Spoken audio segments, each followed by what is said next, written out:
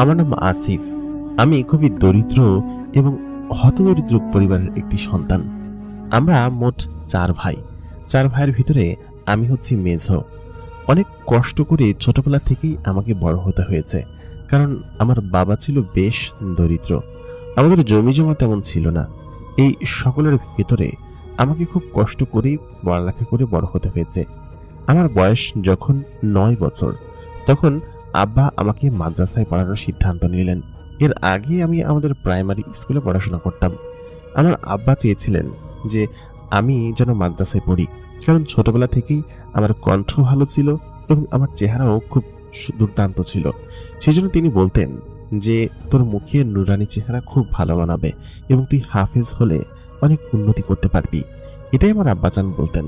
যাই হোক, আমি আব্বার সমস্ত কাজকে সম্মান করতাম, কারণ তিনি খুব কষ্ট করে আমাদেরকে খাওয়াতেন। আমি ছোটবেলা থেকেই একটু এইসব বিষয়ে বেশি জানতাম আর কি, মানে ইমোশনাল বিষয়। যাই হোক, আব্বা আমাকে একটা মাদ্রাসায় ভর্তি করিয়ে দেন। মাদ্রাসাটা ছিল হচ্ছে আমাদের বাড়ি থেকে প্রায় ৭-৮ কিলোমিটার দূরের একটি মাদ্রাসা। সেখানে যখন প্রথম আমাকে ভর্তি করান, আমি সেখানে হয়তো থাকতে চাইনি বা আমি মন মারা হয়ে থাকতাম। তবে আমি কিছু করার ছিল না, কারণ হচ্ছে পড়ালেখা করার জন্য একটু দূরে থাকতেই হবে। ওই বয়সে ৯-১০ বছর বয়সে এখানে এসে আমি পড়াশোনা করতে শুরু করি। যাই হোক, এর মাঝখানে বেশ কয়েক বছর সময় কাটে এবং আমার হাফিজি আমি সম্পূর্ণ করে ফেলি। যদিও বিষয়টা খুব সহজে হয়তো আমি বলে ফেললাম, কিন্তু এত সহজে হয়তো সেই বিষয়টা হয়নি। কারণ হচ্ছে প্রথম কয়েকদিন আমার খাওয়া নিয়ে বেশ কষ্ট হয়েছিল, কারণ এইখানে মাদ্রাসাতে হচ্ছে গিয়ে খাবার দিত না। কোনো এক লজিং খাওয়ার জন্য আশেপাশের কোনো বাড়িতে খোঁজা লেগেছিল। আমার আব্বা প্রায় ৩ মাস পরে আমাদের এই মাদ্রাসা থেকে আধা কিলোমিটার দূরের একটি বাড়িতে আমার জন্য লজিং ঠিক করেছিলেন। সেই লজিংয়ে গিয়ে প্রতিদিন আমি খেয়ে আসতাম। তবে এর আগে কষ্ট মষ্ট করেই আমাকে অনেক সময় পার করতে হয়েছে, কারণ হচ্ছে খাবারের কোনো ব্যবস্থা ওইখানে ছিল না। আমাদের যে হুজুর ছিলেন, তিনি মাঝে মধ্যে তার বাড়িতে নিয়ে খাওয়াতেন, আর বেশিরভাগ সময় দেখা যেত আব্বা আমাকে টাকা দিতে পারতো না। মানে এক প্রকার কষ্ট করেই আমি ওই সময়টুকু পার করেছি। কষ্ট কি জীবনে সেটা আমি বুঝেছি, কারণ ছোটবেলায় অনেক সময় দেখা যেত কি যে ২ বেলা ভরপেট খেতে পারতাম, ১ বেলা খেতে পারতাম না। এরকম করে কিন্তু আমার সময় কেটেছে। তবে আমি আমার আব্বা আম্মাকে খুব বেশি ভালোবাসতাম ওই সময়টাতে, এখনো বাসি। তো যাই হোক, আমার মাদ্রাসার পড়াশোনা ওই সময় শেষ হয়ে যায়, মানে হচ্ছে হাফেজি শেষ হয়ে যায়, এবং ওই মাদ্রাসাতেই আমি পরবর্তী দাওরা পড়ার জন্য ভর্তি হই। আর ওই মাদ্রাসাটা ছিল বেশ বড় একটা মাদ্রাসা এবং আমাদের জেলার ভিতরে খুব প্রসিদ্ধ একটি মাদ্রাসা। তো আমার অভ্যাস ছিল হচ্ছে গিয়ে সকলের থেকে বেশ ভালোভাবে সবকিছু পড়া এবং শুদ্ধভাবে আমি পড়তাম, এবং যা কিছু করতাম আমি মন থেকে করতাম।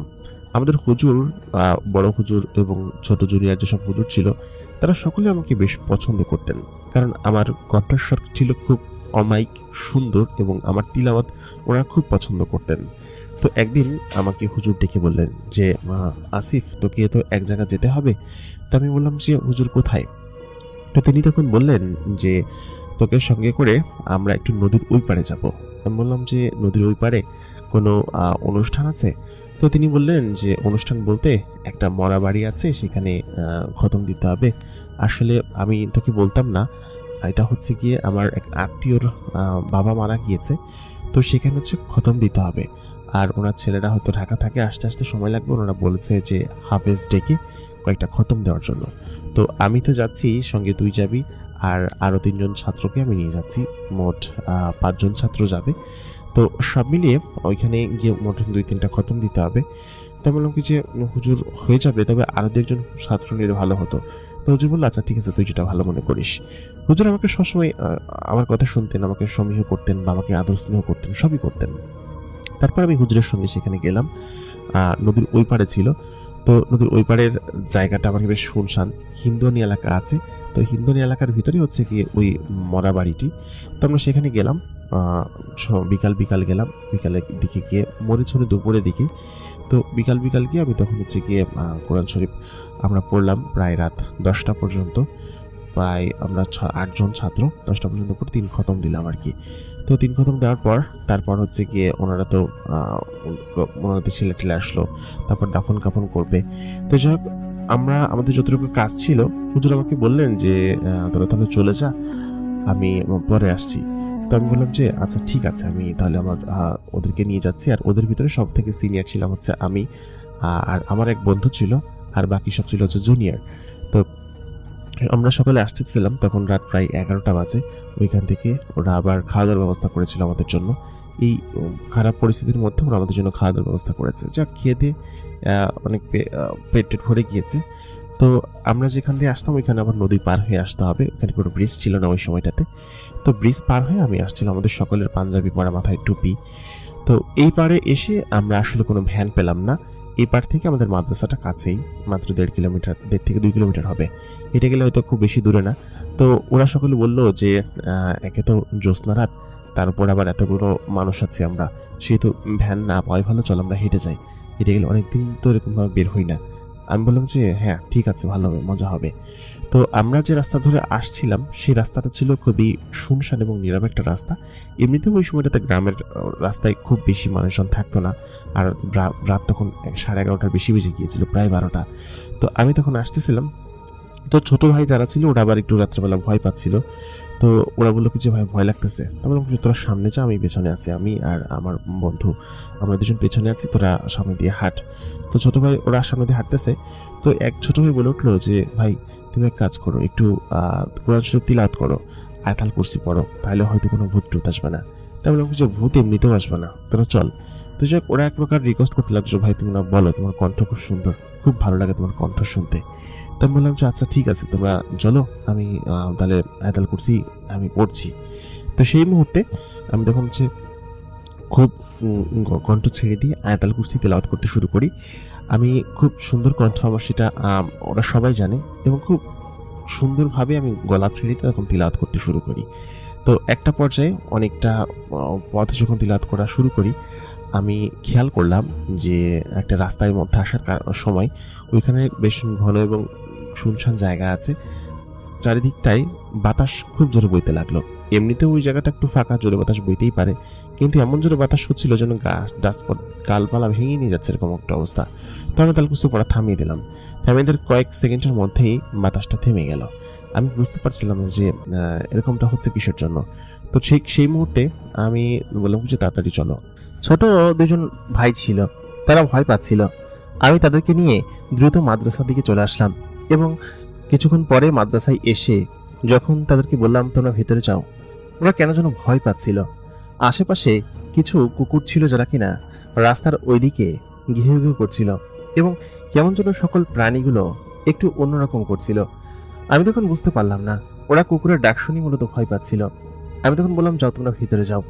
আমাদের মাদ্রাসার যে বড় হুজুর তিনি এসে বললেন যে তোমাদের এত দেরি হলো কিসের জন্য, আর তোমাদের এটা হুজুর কোথায়? আমি তখন বললাম যে হুজুর তো এখানে আছেন, উনি বলেছেন যে আরো পরে আসবে, আর এখানে দাফন কাফন এখনো সম্পূর্ণ হয়নি, এই জন্য আমাদেরকে আগে পাঠিয়ে দিয়েছেন। বড় হুজুর তখন বললেন এই রাত্রেবেলা তোমাদেরকে আগে দিয়ে পাঠিয়ে দিয়েছে, ওনার কি কোনো আক্কেল জ্ঞান নেই? আমি তখন বললাম যে হুজুর না, সমস্যা নেই, আমি ওদেরকে ঠিকঠাক মতো নিয়ে এসেছি। তারপর আমি ভিতরে চলে গেলাম, এবং সেদিনকের সেই কিচ্ছা সেখানেই খতম। তবে সেদিনকের পর থেকে আমার জীবন একটু অন্যরকম হয়ে ওঠে, মানে সবকিছুই অস্বাভাবিক বিষয়। যেমন ছোটবেলা থেকেই আমি অনেক দরিদ্রতা দেখে বড় হয়েছি, এটা কিন্তু আমি আপনাদেরকে আগেই বলেছি। কিন্তু সেদিনের পর থেকেই সাধারণত আমার কেবিনে বিস্কুট বা নাস্তা টাস্তা এই জাতীয় কোনো কিছু থাকতো না। প্রথম দিন থেকেই আমি একদম হতভম্ব হয়ে যাই। অন্যান্য যেসব ছাত্ররা ছিল তারা সাধারণত ওই ছোটোখাটো খিদা লাগলে বা সকালবেলা ঘুম থেকে উঠে একটু বিস্কুট, রুটি, চিড়া, মুড়ি এইসব জিনিস খেত। তবে আমার বাড়ি থেকে এইসব কখনোই আসতো না, বা আমি আনতাম না, বা ছিল না আমাদের। মাঝে মধ্যে মুড়ি নিয়ে আসতাম, সেই শুধু মুড়ি খেতাম। তো এই ছিল হচ্ছে কি আমার খাবারের যে নাস্তার যে রুটিন সেটা। কিংবা অন্য অনেকে দেখা যেত কি যে বিকেলবেলা ঝালমুড়ি খেত, বা এটা ওটা খেত। আমাদের এখানে দোকান ছিল, একটা দোকান থেকে এটা ওটা কিনে খেত। তো সেরকম সৌভাগ্য আমার ছিল না। তো এর পরের দিন থেকে আমি যখন ঘুম থেকে উঠি, সকালবেলা ঘুম থেকে ওঠার পর আমি হচ্ছে গিয়ে স্বাভাবিক কায়দায় যেভাবে নামাজ টামাজ পড়ে একটু রেওয়াজ দিয়ে তারপর হচ্ছে গিয়ে আর কি ইয়াদ দিয়ে আমরা তখন হচ্ছে গিয়ে সকালবেলা নাস্তার জন্য যাই 8টা-9টার দিকে। তো ওইরকম যাচ্ছিলাম। তো সকালে হচ্ছে কি সকালবেলা একটু নামাজ টামাজ পড়ে একটু নাস্তা করে তারপর হচ্ছে গিয়ে পড়তে বসে। তো আমি ওই দিনকে আমার ট্রাঙ্কের পাশে গিয়ে দেখি কি যে একটা কৌটা রাখা, সেই কৌটা ভর্তি এক ধরনের ফল, মানে ফলের বিস্কুটের মতো দেখতে কিন্তু ফল, চেরির মতো করে কেটে রাখা, চেরি করে কেটে রাখা। তো তখন আমি সেটা দেখে বললাম কি যে এটা কার? তো আমার আশেপাশের কেউ বললো না যে এটা আমার বা এটা আমি নিয়ে এসেছি। আমি তখন বুঝতে পারলাম না। আমি দেখলাম যে লাল এবং সবুজ রঙের ফল চেরি করে কাটা, এবং সেটা মিষ্টি জাতীয় একটা ফল, ভিতরে খুব রসালো জিনিস আছে এবং সেটা কোনো একটা রসের ভিতরে ভেজানো। তো কেউ বলতে পারলো না। তো আমি তখন সেটাকে রেখে দিলাম এখানে। তো আমি যেখানে রাখলাম সেখানে এরকমভাবে ছিল, কেউ ধরলোও না।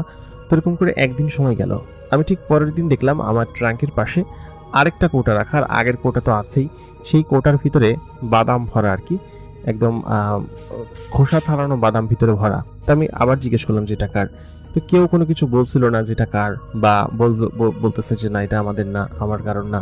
তো প্রথম দিন বিষয়টাকে হয়তো মেনে নেওয়া যায়, কেউ হয়তো রেখে গিয়েছে, কিন্তু দ্বিতীয় দিন এরকম বাদাম এইভাবে রেখে গেল। তো যাই হোক, আমি তখন সেখান থেকে কিছু ইয়ে নিয়ে খেলাম, বাদাম খেলাম। বাদামগুলো ছিল স্বাভাবিক আমরা যে বাদাম খেতাম তার থেকে একটু বড় এবং খুবই সুস্বাদু বাদাম। আর সেই সাথে সেখান থেকে সবুজ এক টুকরো জিনিস নিয়ে আমি খেতে শুরু করলাম। তো সেটা আসলে মিষ্টি ছিল নাকি কোনো ফল ছিল আমি জানি না, তবে এত সুস্বাদু ছিল আমি আসলে বলে বোঝাতে পারবো না। যেহেতু এটার কোনো মালিক খুঁজে পাওয়া যায়নি এবং আমার ট্রাঙ্কের পাশে হয়তো কেউ রেখে গিয়েছে, তার মানে হয়তো হুজুর টুজুর হয়তো গোপন ভাবে রেখে গিয়েছে, কারণ হচ্ছে আমি তো আর এইসব জিনিস খেতে পাই না, যার কারণে তিনি হয়তো এরকম ভাবে রেখে গিয়েছেন। তো আমি স্বাভাবিক কায়দে সেগুলো ওইরকম খেতে শুরু করলাম। তো যাই হোক, খাচ্ছিলাম, কয়েকদিন ধরেই বিভিন্ন জিনিসপাতি দিয়ে যাচ্ছিল, ফলমূল, কিন্তু কে দিয়ে যাচ্ছিল সেটা আমি বুঝতে পারতাম না। রাত্রেবেলা ঘুমাতাম, সকালবেলা ঘুম থেকে উঠে দেখতাম কি যে এখানে এরকম জিনিস রাখা আর কি। তো যাই হোক, এরকম করে ওই সময়টা কাটলো। তো এর পরের কয়েকদিন পরে ছিল হচ্ছে কোরবানির ঈদ। তো কোরবানির ঈদে হচ্ছে গিয়ে আম, সাধারণত সকলে হচ্ছে বাড়িতে চলে যায়, এবং আমারও বাড়িতে যাওয়ার কথা ছিল। তো কোরবানির ঈদে সাধারণত আমার আব্বা আমাকে কাপড় চোপড় কিনে দেন না, রোজার ঈদে যা কষ্ট মষ্ট করে একটা কাপড় কিনে দেন বা বানায় দেন, যেটাই হোক, কিংবা অন্যান্য জায়গা থেকে পায় আত্মীয় স্বজনের কাছ থেকে। কিন্তু কোরবানির ঈদে কোনোভাবেই তিনি কাপড় চোপড় দেন না, বা দেওয়ার সামর্থ্য নেই আর কি। তো আমি তখন কোরবানির ঈদের আগের দিন আমরা বাড়িতে যাব, বিশেষ করে সকলে ছুটিতে চলে গিয়েছে অলরেডি, এবং আমি মাদ্রাসায় সেদিন হচ্ছে একা, সম্পূর্ণ একা, কেউ নেই মাদ্রাসায়। এর আগের দিনের কাহিনী বলি। তো এর 2 দিন পর হচ্ছে কোরবানির ঈদ। মাদ্রাসায় তখনও স্টুডেন্ট আছে, আমি আরো বেশ কিছু স্টুডেন্ট আছে, আর ছোটখাটো যারা তারা অলরেডি চলে গিয়েছে বাড়িতে।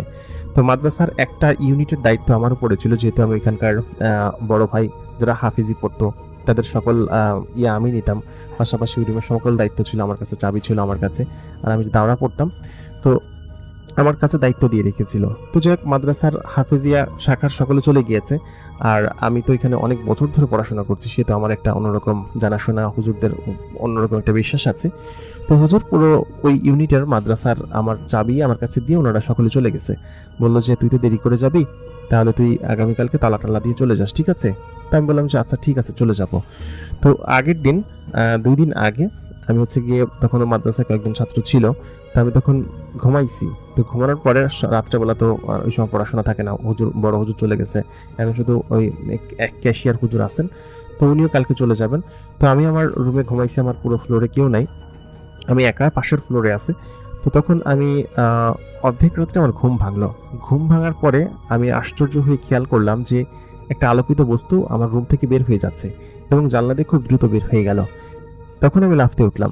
ওঠার পরে আমি আমার পাশে, বিছানার পাশে দেখতে পেলাম যে একটা প্যাকেট রাখা, সঙ্গে হচ্ছে গিয়ে উপরের একটা প্যাকেট, এবং তার নিচে হচ্ছে আরেকটা পলিথিন দিয়ে পেছনে আরেকটা প্যাকেট। তো কিসের প্যাকেট আমি বুঝতে পারলাম না, এবং কে রেখে গেল। দরজা ভেতর থেকে কিন্তু আটকানো, দরজা আমি খুলি নাই, কারণ হচ্ছে আমি দরজা লাগাই ঘুমাই। 3টা দরজা এই রুমের, একদম ঢালাই বিছানা থাকে, যদি 3টা দরজা, 3টাই বন্ধ করে রাখছি আমি, কারণ হচ্ছে রাত্রেবেলা সিকিউরিটির বিষয় আছে, সেটা আমি রেখেছি এরকমভাবে বন্ধ করে। তো বাইরে থেকে কারো আসার সুযোগ নেই। জানলা দিয়ে কি জিনিস বের হয়ে গেল, এবং আমার পাশে এই জিনিসটা কি? তখন আমি প্রথম যে জিনিসটা আছে উপরের প্যাকেটটা খুললাম, তো দেখলাম তার ভিতরে কালো রঙের মিষ্টি ভরা, এবং মিষ্টিগুলো খুব বড় বড় এবং লম্বা লম্বা, এবং তার থেকে খুব সুন্দর স্মেল আসছে। সাধারণত মিষ্টি থেকে স্মেল আসতে আমি কখনো দেখিনি কাছাকাছি না গেলে, কিন্তু এটা থেকে খুব সুন্দর একটা ঘ্রাণ আসছে, আর পুরো রুম একটা অন্যরকম ফুলের সুঘ্রাণে ভরে গিয়েছে। এই সুঘ্রাণটা আমার কাছে কেন যেন খুব পরিচিত মনে হচ্ছে, তবে আসলে সুঘ্রাণটার সোর্স খুঁজে পাচ্ছিলাম না যে কোথায় বা কেন। এরপর আমি যখন প্যাকেটটা খুললাম, প্যাকেট খুলে সঙ্গে সঙ্গে আমি দেখে হতভম্ব হয়ে গেলাম, কারণ প্যাকেটের ভেতরে একটা সুন্দর জামা প্যান্ট এবং পাশে একজোড়া জুতো রাখা। তো এটা আমাকে কি দিয়ে যাবে? পুরো সমস্ত কিছু বন্ধ। আর আমি স্পষ্ট দেখতে পেলাম যে একজন এখান থেকে দৌড়ে বেরিয়ে গেল আলোর মতো করে। কেউ একজন বেরিয়ে গেল। সেটা কি আমার মনের ভ্রম ছিল নাকি আমি যা দেখছি এগুলো মনের ভুল? কিন্তু না, সত্যি, সত্যি আমি লাইট জ্বালালাম। আমার ঘরে সবসময় ডিম লাইট জ্বালানো থাকে ওই রুমে। তো ডিম লাইট থেকে বড় লাইট জ্বালালাম। তো জ্বালানোর পরে আমি দেখলাম সত্যি, সত্যি জামাটা এত সুন্দর এবং এত মসৃণ মোলায়েম। এরকম কাপড় এর আগে আমি সত্যি কখনো পরিনি। খুব সুন্দর একটা জুব্বা, সেই সঙ্গে পাঞ্জাবি, আর হচ্ছে গিয়ে আর যা লাগে এটার সঙ্গে সমস্ত কিছু দিয়ে গেছে। একটা আতর, তসবি। আতরের ঘ্রাণটা এত সুন্দর। আমি বুঝতে পারতেছিলাম যে এটা কে করছে। তো যাই হোক, আমি সেই মিষ্টিটা একটা খেলাম। এত চমৎকার মিষ্টি এর আগে আমি কোনো দিন খাইনি বা জীবনে কোনোদিন খাইনি এরকম সুন্দর মিষ্টি। তো তারপর আমি খেয়ে দিয়ে তখন আবার ঘুমায়ে গেলাম এবং ফজরের নামাজের সময় উঠে আমি দেখলাম কি যে সত্যি, সত্যি এগুলো কোনো স্বপ্ন না। আমি হয়তো ভেবেছিলাম যে এটা কোনো স্বপ্ন, কিন্তু আসলে এটা কোনো স্বপ্ন না, এটা সত্যি। এবং এটা আমার সঙ্গে কি ঘটছে কয়েকদিন ধরে। এরকমভাবে কেউ কি খাবার দিয়ে যাচ্ছে আমাকে প্রত্যেক দিনই একটু, একটু করে এটা ওটা করে দিয়ে যাচ্ছে। তারপর আবার আজকে আগামী ২ দিন পরে ঈদ, কেউ আমাকে এরকমভাবে দিয়ে গেল। ঘরের ভিতরে কেউ নেই। একটা আশ্চর্যজনক বিষয় আমার কাছে মনে হতে লাগলো এবং সত্যিটা খুবই অদ্ভুত ছিল। এবং প্রায় দিনই আমি ওই রাত্রেবেলা যখন ঘুম ভেঙে যেত ওই ঘ্রাণটা আমি পেতাম মাদ্রাসার ভিতরে। আমি কিছু বুঝতে পারছিলাম না। তো ওই দিনকে তো গেল। এর পরের দিন হচ্ছে গিয়ে সকলে চলে গেল মাদ্রাসা থেকে, কেউ নেই মাদ্রাসায়। শুধুমাত্র ওই রুমে আমি একা এবং ওই টোটাল বিল্ডিং আমি একা। আর আশেপাশের বিল্ডিংয়ে কেউ আছে, থাকলেও হয়তো থাকতে পারে অন্য কোনো সেকশনে, কিন্তু আমার বিল্ডিংয়ের দায়িত্ব আমার উপরে।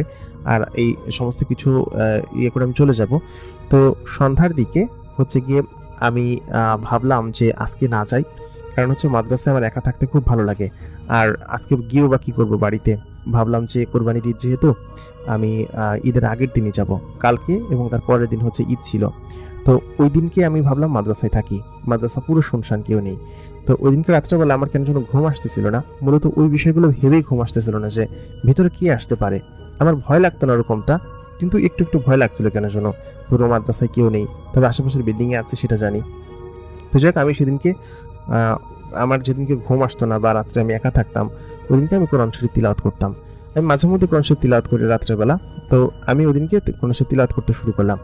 তো আমি খুব জোরে কণ্ঠস্বর ছেড়ে দিয়ে আমি কোরআন শরীফ তিলাওয়াত করতে শুরু করলাম। আর আমার কণ্ঠ এত সুন্দর ছিল, আমার কণ্ঠে গান শোনার জন্য মানুষজন ভিড় করে বসে থাকতো। কিন্তু হুজুররা বকাবকি করতো যে আমি গান কেন গাই, আমি গজল গাইতে পারি, আবার কোরআন শরীফ তিলাওয়াত করতে পারি। তো যাই হোক, ওইটাই করছিলাম আমি। তো খুব সুন্দর গলা ছেড়ে দিয়ে আমি তিলাওয়াত করতে শুরু করলাম। সেই মুহূর্তে আমি খেয়াল করলাম যে পুরো রুমটা একটা অন্যরকম ঘ্রাণে ভরে যাচ্ছে এবং বাতাস আসছে বাইরে থেকে, সেই বাতাসে একটা অন্যরকম ঘ্রাণকে ঘরের ভিতরে টেনে নিয়ে আসতেছে। তো এত সুন্দর ঘ্রাণ আমার পুরো দিলকে ঠান্ডা করে দিচ্ছিল। আমি তখন সেই ঘ্রাণটা শুকতে পেয়ে আমি তখন থেমে গেলাম। থেমে গিয়ে আশপাশে আমি দেখতে শুরু করলাম, কিরে এত সুন্দর ঘ্রাণ কোত্থেকে আসছে। নাকটা একটু টানতে শুরু করলাম। তো ঘ্রাণটা খুব সুন্দর লাগছিল এবং ওই মহল, ঠান্ডা বাতাস আসছিল বাইরে থেকে, খুব সুন্দর লাগতেছিল আমার কাছে। তো আমি তখন উঠলাম, উঠে আশেপাশে একটু নজর বুলালাম, কিন্তু কাউকে দেখতে পেলাম না বা ঘ্রাণটা কোত্থেকে আসতেছে তাও জানি না। অপোজিট বিল্ডিং এ লাইট জ্বলতেছে, তার মানে ওই রুমে কেউ আছে এবং মাদ্রাসা খালি না। তো যাক, আমি তখন একটু সাহস পেলাম, কারণ হচ্ছে আমার কেন যেন একটু ভয় ভয় লাগতেছিল, আজকে পুরো মাদ্রাসায় কেউ নেই। তো তারপরে আমি আসলাম। সম্ভবত ক্যাশিয়ার হুজুর ওইখানে আসছেন, উনি কোনো কাজে আসছেন কিনা জানি না। তো আমার এই রাত্রেবেলা মাদ্রাসায় থাকাটা ঠিক হয়নি, সেটা আমি ভাবলাম বাড়িতে চলে যেতাম, একা একা ভালো লাগছে না কেন যেন। তো আমি তখন কোরআন শরীফটা নিয়ে আবার পড়তে শুরু করলাম। আমি মাঝে মধ্যে এটা করতাম। তো আমি তখন আবার পড়ছিলাম। তো রাত তখন 11টা, 11:30 হবে। এত রাত্রেবেলা আমার ঘুম কোনোভাবে আসতেছিল না। তো ওই ঘ্রাণটা কোনোভাবে যাচ্ছিল না মাদ্রাসার পুরো ভিতর থেকে। তো সেই মুহূর্তে আমি আচমকা খেয়াল করলাম যে আমার পেছনে কোনো একটা লাইট জ্বলজ্বল করছে। মানে একটু বেশি আলোকিত, আমার রুমের যে আলো তার থেকে একটু বেশি আলোকিত হলে তো বোঝাই যায়, চোখ তো টেরই পাই যে পেছনে জ্বলজ্বল করছে। তো আমি তখন পেছনের দিকে তাকালাম। পেছনের দিকে তাকিয়ে আমি যেটা দেখতে পেলাম, ওইটা দেখে আমি নিজের চোখকে বিশ্বাস করতে পারছিলাম না। আমি সঙ্গে সঙ্গেই ওইখান থেকে লাফ দিয়ে আর কি, মানে এক প্রকার সরে পাশে পড়ে যাই এবং পেছনে পড়ে আমি তখন হাত ছেঁচড়াতে থাকি। তবে দেখি কি যে আমার পেছনে একটা মেয়ে দাঁড়িয়ে আছে, খুব সুন্দর একটা সালোয়ার কামিজ পরা, রঙিন, এবং তাকে দেখতে একদম হুরের মতো সুন্দরী। এত সুন্দর মেয়ে এই রুমের ভিতরে কি করছে? আমার পুরো ঘরের দরজা বন্ধ করা, তিনটা দরজা বন্ধ করা, আর দোতলার উপরে আসার কোনো চান্সেসই নাই। কারণ হচ্ছে আমি সমস্ত গ্রিলগুলোতে তালা দিয়ে আসছি, কোনোভাবেই এটার ভিতরে ঢোকার কোনো সুযোগ নাই। এবং সেই মেয়েটি, সে হচ্ছে গিয়ে, আমি তার দিকে তাকিয়ে আছি এবং ভয় পেয়ে পেছনে সরে গেলাম। তো মেয়েটি আমার দিকে আগে আসতেছে। মেয়েটির মুখে কোনো একটা জিনিস দেওয়া, তার পরনে সুন্দর জামা, এবং আচমকা খেয়াল করলাম তার পিঠের একটা ডানা এই পাশে আমি দেখতে পেলাম, এবং দুইটা ডানায় যখন সে মেলে দিল তখন আমি আসলে ভয় পেয়ে তখন একটা চিৎকার করতে যাব, কিন্তু আমার গলা দিয়ে কোনো চিৎকারের শব্দ বের হচ্ছিল না। এটা অটোমেটিক্যালি আটকে গিয়েছে কিনা জানি না। তো তখন মেয়েটি বলল যে তুমি ভয় পেও না। আমি বললাম যে তুমি কে এবং তুমি এখানে কি করছো, তুমি এখানে এসেছো কিভাবে? তো সে আমাকে বলল, আসিফ তুমি ভয় পেও না, আমি তোমাকে ভয় দেওয়ার উদ্দেশ্যে আসিনি, তুমি নিশ্চয়ই দেখে আমাকে ভয় পাচ্ছ তাই না? দয়া করে প্লিজ ভয় পেও না, তুমি স্বাভাবিক হও। তো ওইটা বলে মেয়েটি আমার দিকে আগায় আসার চেষ্টা করতেছিল। তো আমি বললাম, কিছু খবর দেয়, আমার কাছে আসবে না। আমি চিৎকার করতে যাচ্ছিলাম আর কি, আস্তে করে। তো ওই সময় তো আমার বয়স খুব বেশি না, 18-19 বছর বয়স। তো ওই সময়টাতে তো আমি অতটাও সাহস হয়ে পড়েনি যে কেউ একজন রুমের ভিতরে কোনোভাবে ঢুকলো। তবে তাকে দেখে ভয় পাওয়ার মতো কিছু নেই, সে স্বাভাবিক মানুষের মতো, তবে অত্যাধিক রকমের সুন্দরী। তার চেহারা বা চোখের দিকে তাকালে যে কেউ তার প্রতি হয়তো ক্রাশ খাবে, এরকম একটা বিষয়। তো আমি তখন কি করবো কিছু ভেবে উঠতে না পেরে উঠে পেছন দিকে দৌড় মারতে শুরু করলাম। দেখলাম কি যে আমি পেছন দিকে উঠে যেদিকে দৌড় মারছি, দরজার কাছাকাছি যাওয়ার আগ পর্যন্তই ওই মেয়েটি ওইখানে পৌঁছে গিয়েছে। মানে আমার থেকে খুব ফাস্ট গতিতে সে ওইখানে চলে গিয়েছে। তো আমি তখন কি করব ভেবে উঠতে না পেরে আমি তখন বললাম যে তুমি কে, এবং তাই বলে আয়াতুল কুরসি পাঠ করতে শুরু করলাম। কিন্তু কোনোভাবে কোনো কিছু হচ্ছিল না। মেয়েটি আমাকে স্বাভাবিক করার চেষ্টা করছিল। তারপর মেয়েটি এক মুহূর্তের ভিতরে আমার কাছে চলে আসলো, কাছে এসে আমার হাত ধরে আমাকে বলছে যে আসিফ আসিফ তুমি স্বাভাবিক হও, সত্যি কথা বলছি, আমি তোমাকে ভয় দেখানোর জন্য এখানে আসিনি, একটু স্বাভাবিক হও, তুমি আমার কথা শোনো। কিন্তু আমি কোনোভাবে স্বাভাবিক হতে পারছিলাম না। আয়াতুল কুরসির তারপরও আওড়ে যাচ্ছিল, মানে উল্টোপাল্টা করে বলছিলাম।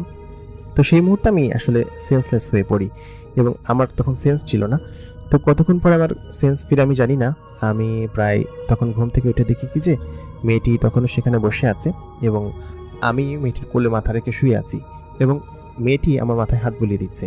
তো আমি তখন উঠে কিছুটা স্বাভাবিক অনুভব করি, কারণ মেয়েটি আমাকে বলছে যে আসিফ তুমি একদম স্বাভাবিক হও। মেয়েটি আমার নাম জানে, আমাকে চেনে, এবং সে ক্ষতি করার হলে তখন আমাকে করে ফেলতো। তবে তখন উঠে বসলাম, বসে খানিকটা স্বাভাবিক হলাম, জোরে একটা নিঃশ্বাস নিলাম, নিয়ে বললাম যে তুমি কে এবং তুমি এখানে কিভাবে আসলে?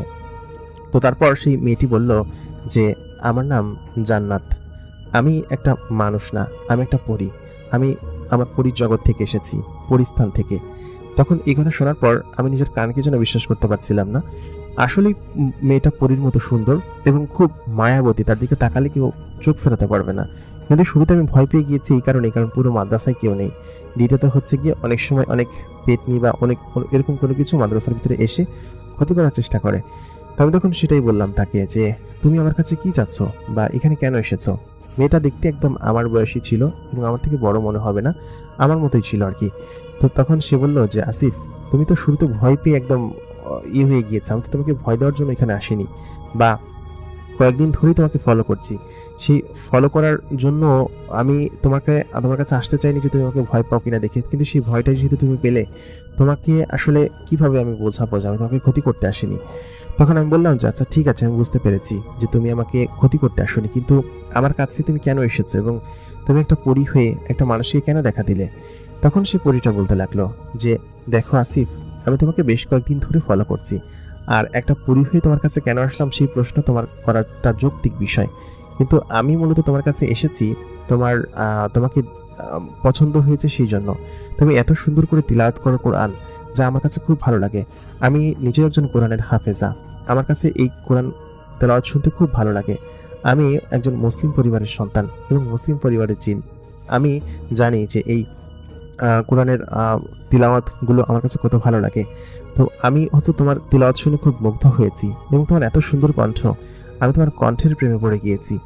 এই জন্য মূলত আমি তোমাকে বেশ কয়েকদিন ধরে ফলো করছিলাম। তারপর মূলত হচ্ছে গিয়ে আমি জানতে পারি যে তুমি আসলে এখানে একা আছো, এই জন্য আমি আজকে তোমাকে দেখা দিব, এবং এক প্রকার একটা সাহস জুগিয়ে আমি তোমাকে দেখা দিয়েছি।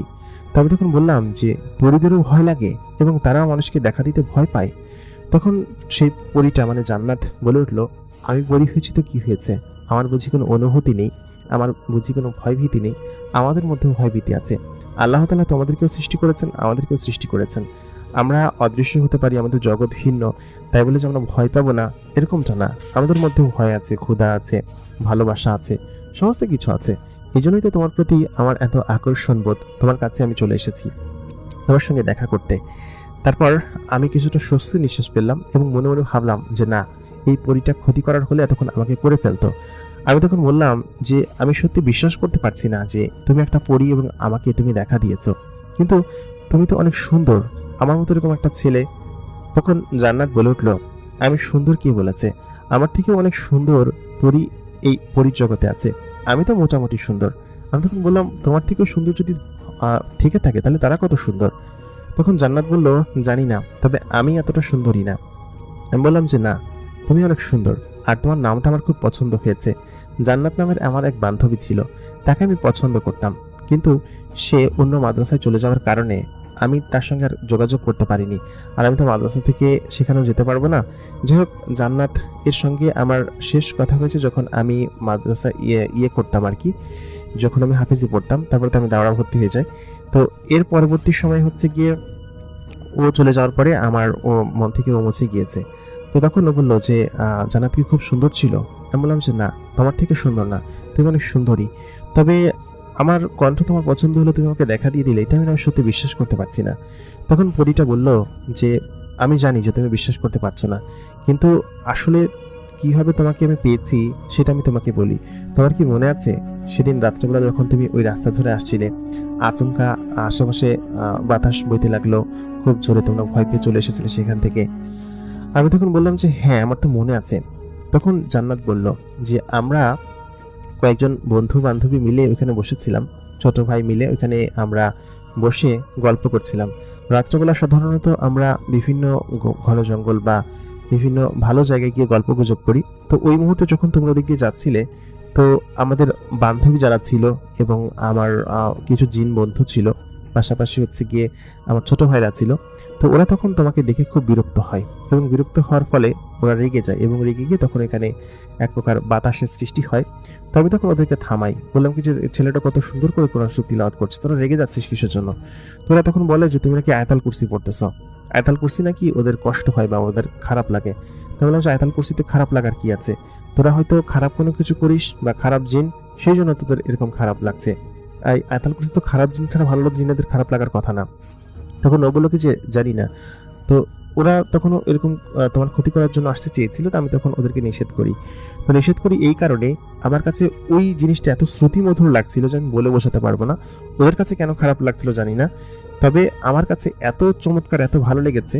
আমি তখন তোমাদেরকে ফলো করি এবং ফলো করে তোমাদের মাদ্রাসা পর্যন্ত আসি। তো ওইখানে কিছু কুকুর ছিল যারা কিনা আমাকে দেখে চিৎকার চেঁচামেচি করে, যার ফলে আমাকে ওইখান থেকে যেতে বাধ্য হতে হয়, না হলে আমি মাদ্রাসার ভেতর পর্যন্ত যেতাম। তো তারপর ওইখান থেকে তো আমি চলে আসি ওদিনকে। এর পরের দিন আমি যখন খেয়াল করি যে সকলে নাস্তা খাচ্ছে, তুমি বিরাগ করছো যে বাড়ি থেকে কিছু আনিনি বা হ্যান ত্যান, তোমার কিছু নেই, তখন আমি তোমার জন্য আমাদের ওইখানকার এক ধরনের ফল আছে যেটা কিনা আমরা মধুর ভিতরে ভিজিয়ে খাই, সেই এক কৌটো ফল আমি তোমাকে দিয়ে আসলাম সেখানে।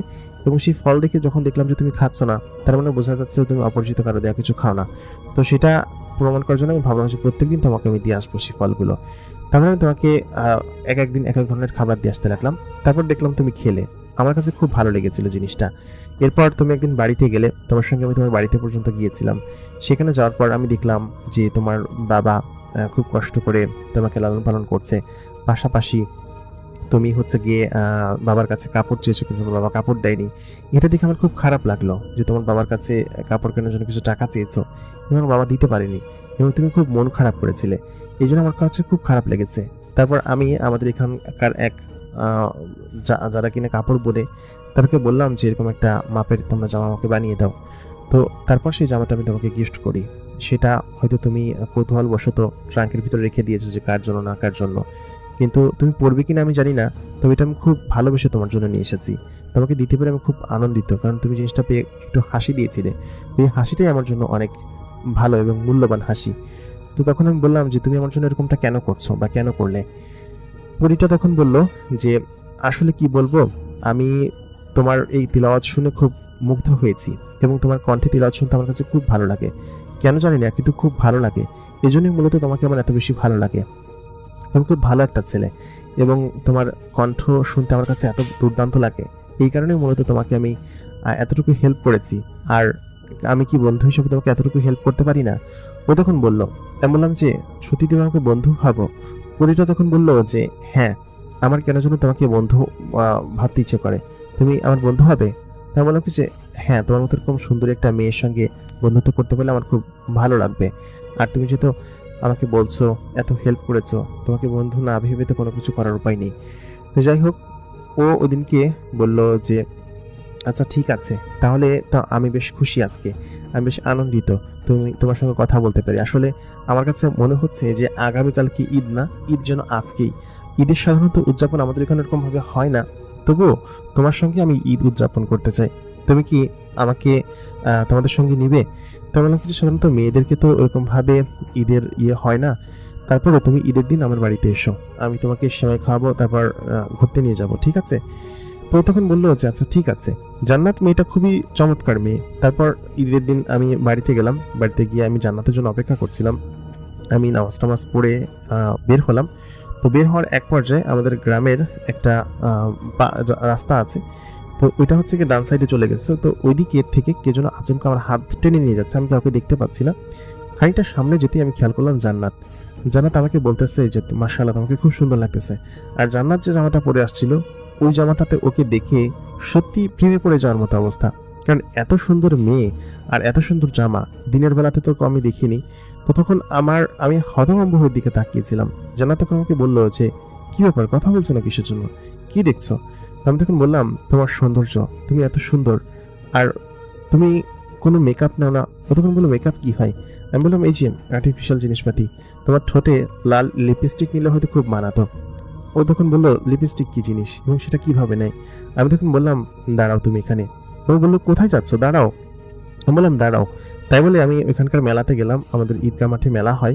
তো সেই মেলা থেকে ওর জন্য লিপস্টিক নিলাম, রেশমি চুড়ি নিলাম, আর যা যা পছন্দ হয় সমস্ত জিনিসপাতিগুলো নিলাম। তো আমার কাছে কিছু টাকা ছিল, চাচারা বকশিস দিয়েছে, সেই টাকা দিয়ে ওর জন্য নিলাম। তারপর ওকে আমি সেই জিনিসগুলো দিলাম। ও বললো কি যেগুলো কি? আমি বললাম এগুলো চুড়ি, হাতে পরে, তুমি পরো, তোমার ভালো লাগবে। তারপর লিপস্টিক বললাম যে তুমি এরকম ভাবে পরো। তো বললাম আমি পড়তে পারি না। তারপর ওর গালটা যখন আমি ধরলাম, সত্যি কথা ভাই আমি বিশ্বাস করতে পারবো না আপনাদেরকে, এত এত নরম গাল আমি এরকম কখনো দেখিনি। মনে হচ্ছিল কেকের মতো গাল খুলে পড়ে যাবে। তো সেখানে আমি লিপস্টিকটা দিলাম, দেওয়ার পর তখন হচ্ছে গিয়ে ও দেখলো সেটা এবং চুড়িগুলো পরলো। ও তো পরার পর ও বললো কি যে খুব সুন্দর লাগছে তো জিনিসটা।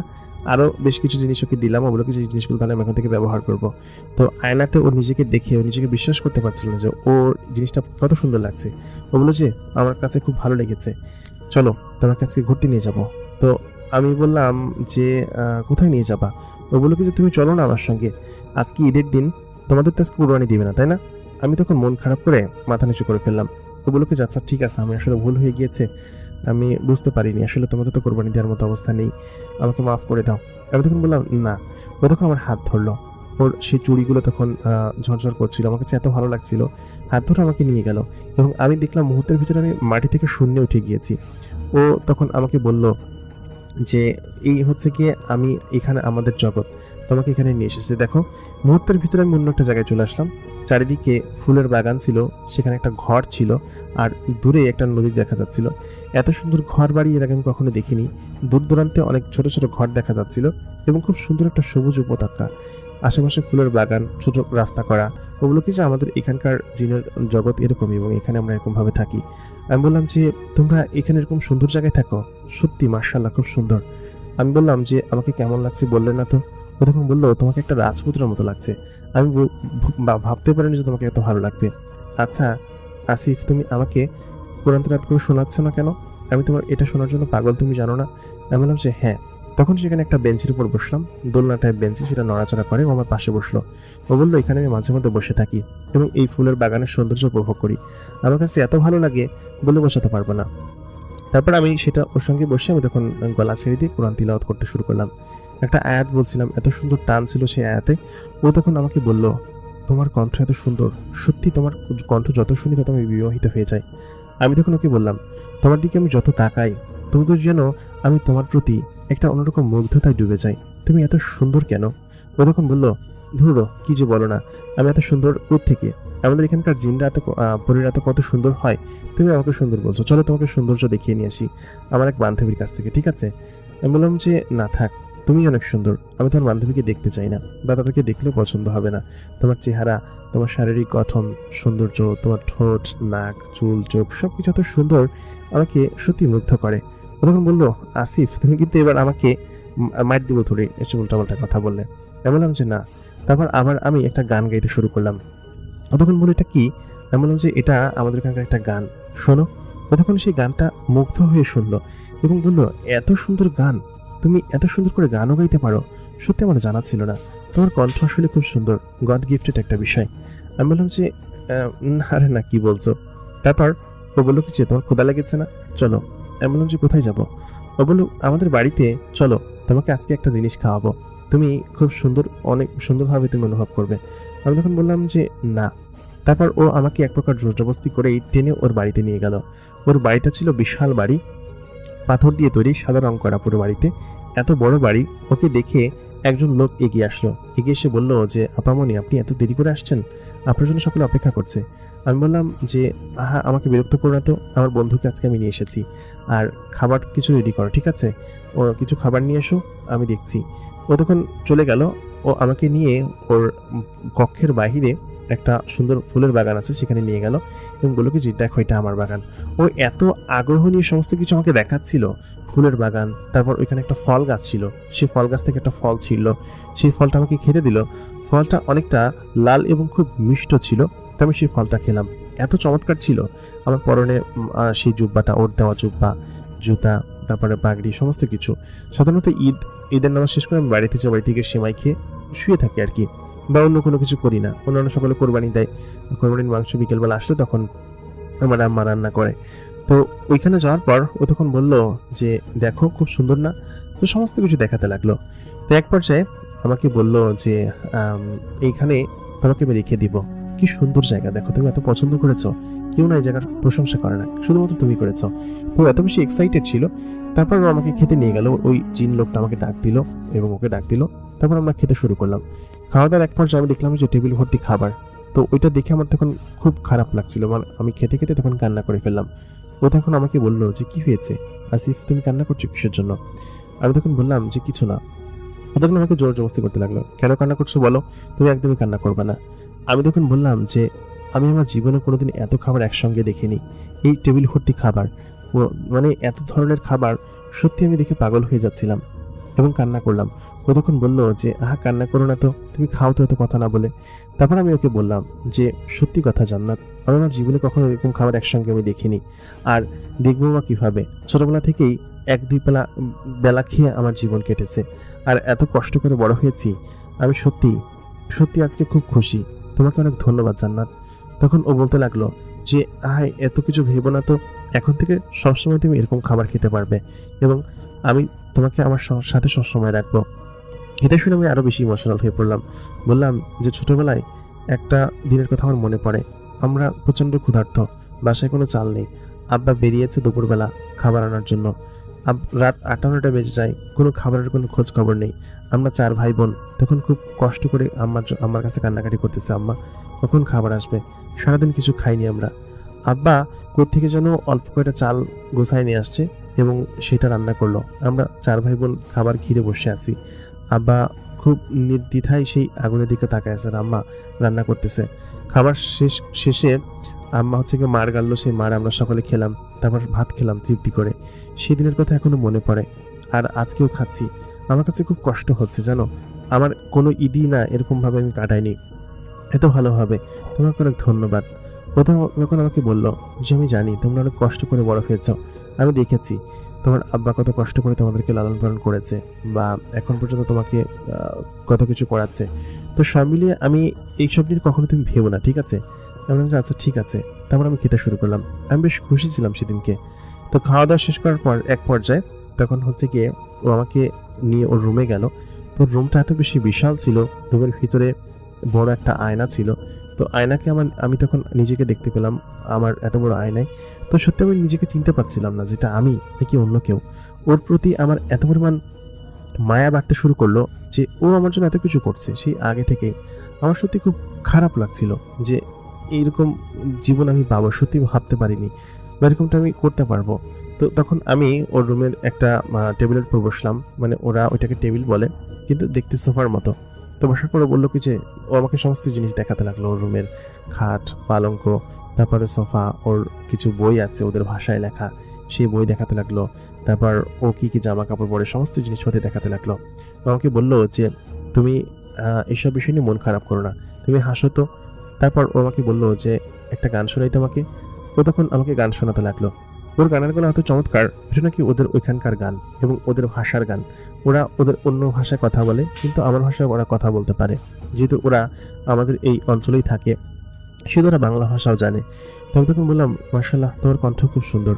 তো আমি আসলে কিছু বলে বোঝাতে পারবো না যে ওকে দেখে আমার মনের ভিতরে কি একটা ফিলিংস হচ্ছিল।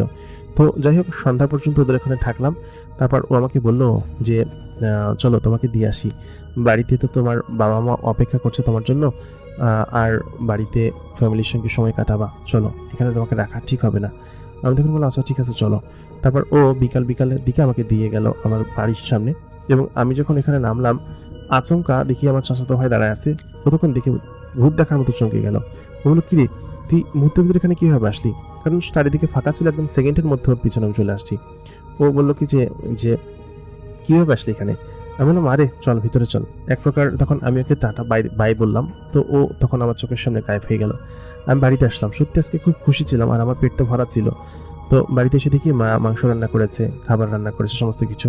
আমি আমার মা বাবাকে খুব বেশি ভালোবাসতাম। তো সে ঈদের দিন এরকমভাবে কাটলো। ঈদের দিন রাত্রেবেলা ও আবার আমার কাছে আসলো, এসে বলল যে, কি ব্যাপার, আমাকে তো ভুলে গিয়েছ? আমি বললাম, মাত্র কয়েক ঘন্টা পার হয়েছে। ও বলল, ও হ্যাঁ তাই তো। তারপর কিছুক্ষণ গল্প করলাম, ও চলে গেল। আমি রাত্রেবেলা ঘুমিয়ে পড়লাম। তো ঈদের প্রায় 6 দিন পর্যন্ত ছুটি ছিল। এই 6 দিন ও আমার জন্য যা যা করেছে, সত্যি কথা বলতে এই জীবনে কেউ করেছে কিনা আমি জানি না, বাপ মা বাদে আর কি অন্য কেউ। ও আমাকে বিভিন্ন জায়গায় ঘুরতে নিয়ে গিয়েছে, বিভিন্ন খাবার খাইয়েছে। তারপর ওদের জগতের আশেপাশের যত জিনিস আছে সব আমাকে ঘুরিয়ে দেখিয়েছে। এত ভালো লাগছিল আমার সমস্ত কিছু যে আমি সত্যি কথা বলে বোঝাতে পারবো না। তো যাই হোক, ওইরকম করে আমার ঈদের ছুটি কাটলো এবং আমি মাদ্রাসায় ফেরত গেলাম। তো মাদ্রাসায় যাওয়ার পর প্রায় দিনই রাত্রেবেলাও আমাকে ডাক দিত। আমি যখন ঘুমিয়ে পড়তাম আমাকে ডাক দিত, বলতো, আসিফ আসিফ ওঠো, আমার না খারাপ লাগছে, ভালো লাগছে না, মন খারাপ লাগছে। তো আমি বললাম, কেন মন খারাপ লাগছে না? ও যেদিনই আসতো বলতো আমার মন খারাপ লাগছে। ও এটাই বলতো, বললো কি যে, তোমাকে খুব মিস করছি, তোমাকে নিয়ে ঘুরতে যেতে মন চাচ্ছে, এই জন্যই মন খারাপ লাগছে। ওর একটাই ডায়লগ ছিল, মন খারাপ লাগছে। যাক, ওর সঙ্গে আমি কথা বলতাম, ওর সঙ্গে মেলামেশা করতাম, ঘুরতাম ফিরতাম, বিভিন্ন জায়গায় যেতাম। তো এরকম করতে করতে ওর প্রতি যে আমার ভালোবাসাটা শুরু থেকেই ছিল, কারণ এরকম একটা সুন্দরী মেয়ের সঙ্গে মেলামেশা করলে তার প্রতি মন এমনিতেই বসে যাবে আর কি, তাকে মন দিয়ে দেওয়া হবে। তো আমি তো তাকে মন দিয়ে ফেলেছি, তাকে ভালোবেসে ফেলেছি। এটা তো একটা অন্যরকম অনুভূতি, যে অনুভূতিটা আসলে ব্যক্ত করা সম্ভব নয়। তো ওর প্রতি আমার সেই ভালোবাসাটা এত পরিমাণ গাঢ় হয়ে গিয়েছে যে আমি ওকে ছাড়া কোনো কিছু বুঝতামই না। যেদিন ও আসতো না, ওদিনকে যেন আমার একদম সর্বনাশ ছিল, খুব কষ্ট হতো আমার। তো ওদিনকে রাত্রেবেলা, এর মাঝখানে প্রায় 2-3 মাস কেটে গিয়েছে, রাত্রেবেলা ও তখন আসলো। আসার পর বললো যে যে আজকে না আমার খুব মন খারাপ লাগছে এবং খুব বেশি মন খারাপ লাগছে। একটা কথা তোমাকে না বললে আমার আসলে কোনো কিছু ভালো লাগছে না, অনেকদিন থেকে বলবো বলবো ভাবছি। আমি তখন বললাম যে, আমি তোমাকে একটা কথা বলবো। ও তখন জোর জবরদস্তি করে আমাকে বলতে লাগলো যে, বলো, তুমি বলো। আমি এবং ও তখন মাদ্রাসার সামনের একটা জায়গায় বসে আছি, প্রায় দিন এখানে বসে গল্প করতাম। ও তখন বললো যে, না তুমি বলো, বলো বলো বলো, এরকম করে মানে এক প্রকার আমার সাথে এত ফ্রি হয়ে গিয়েছিল যে আমার হাত ধরতো, আমাকে জড়িয়ে ধরতো না, মানে কাঁধ ধরতো এরকম ভাবে। তো ওর কাছাকাছি আমি তখন চলে গিয়েছিলাম খুব। তো তখন আমাকে বললো, বলো। তো আমি তখন বললাম যে, চোখ বন্ধ করে যে বললাম, জান্নাত, আমি তোমাকে ভালোবাসি, তোমাকে ছাড়া আমি বাঁচবো না, আমি তোমাকে বিয়ে করতে চাই।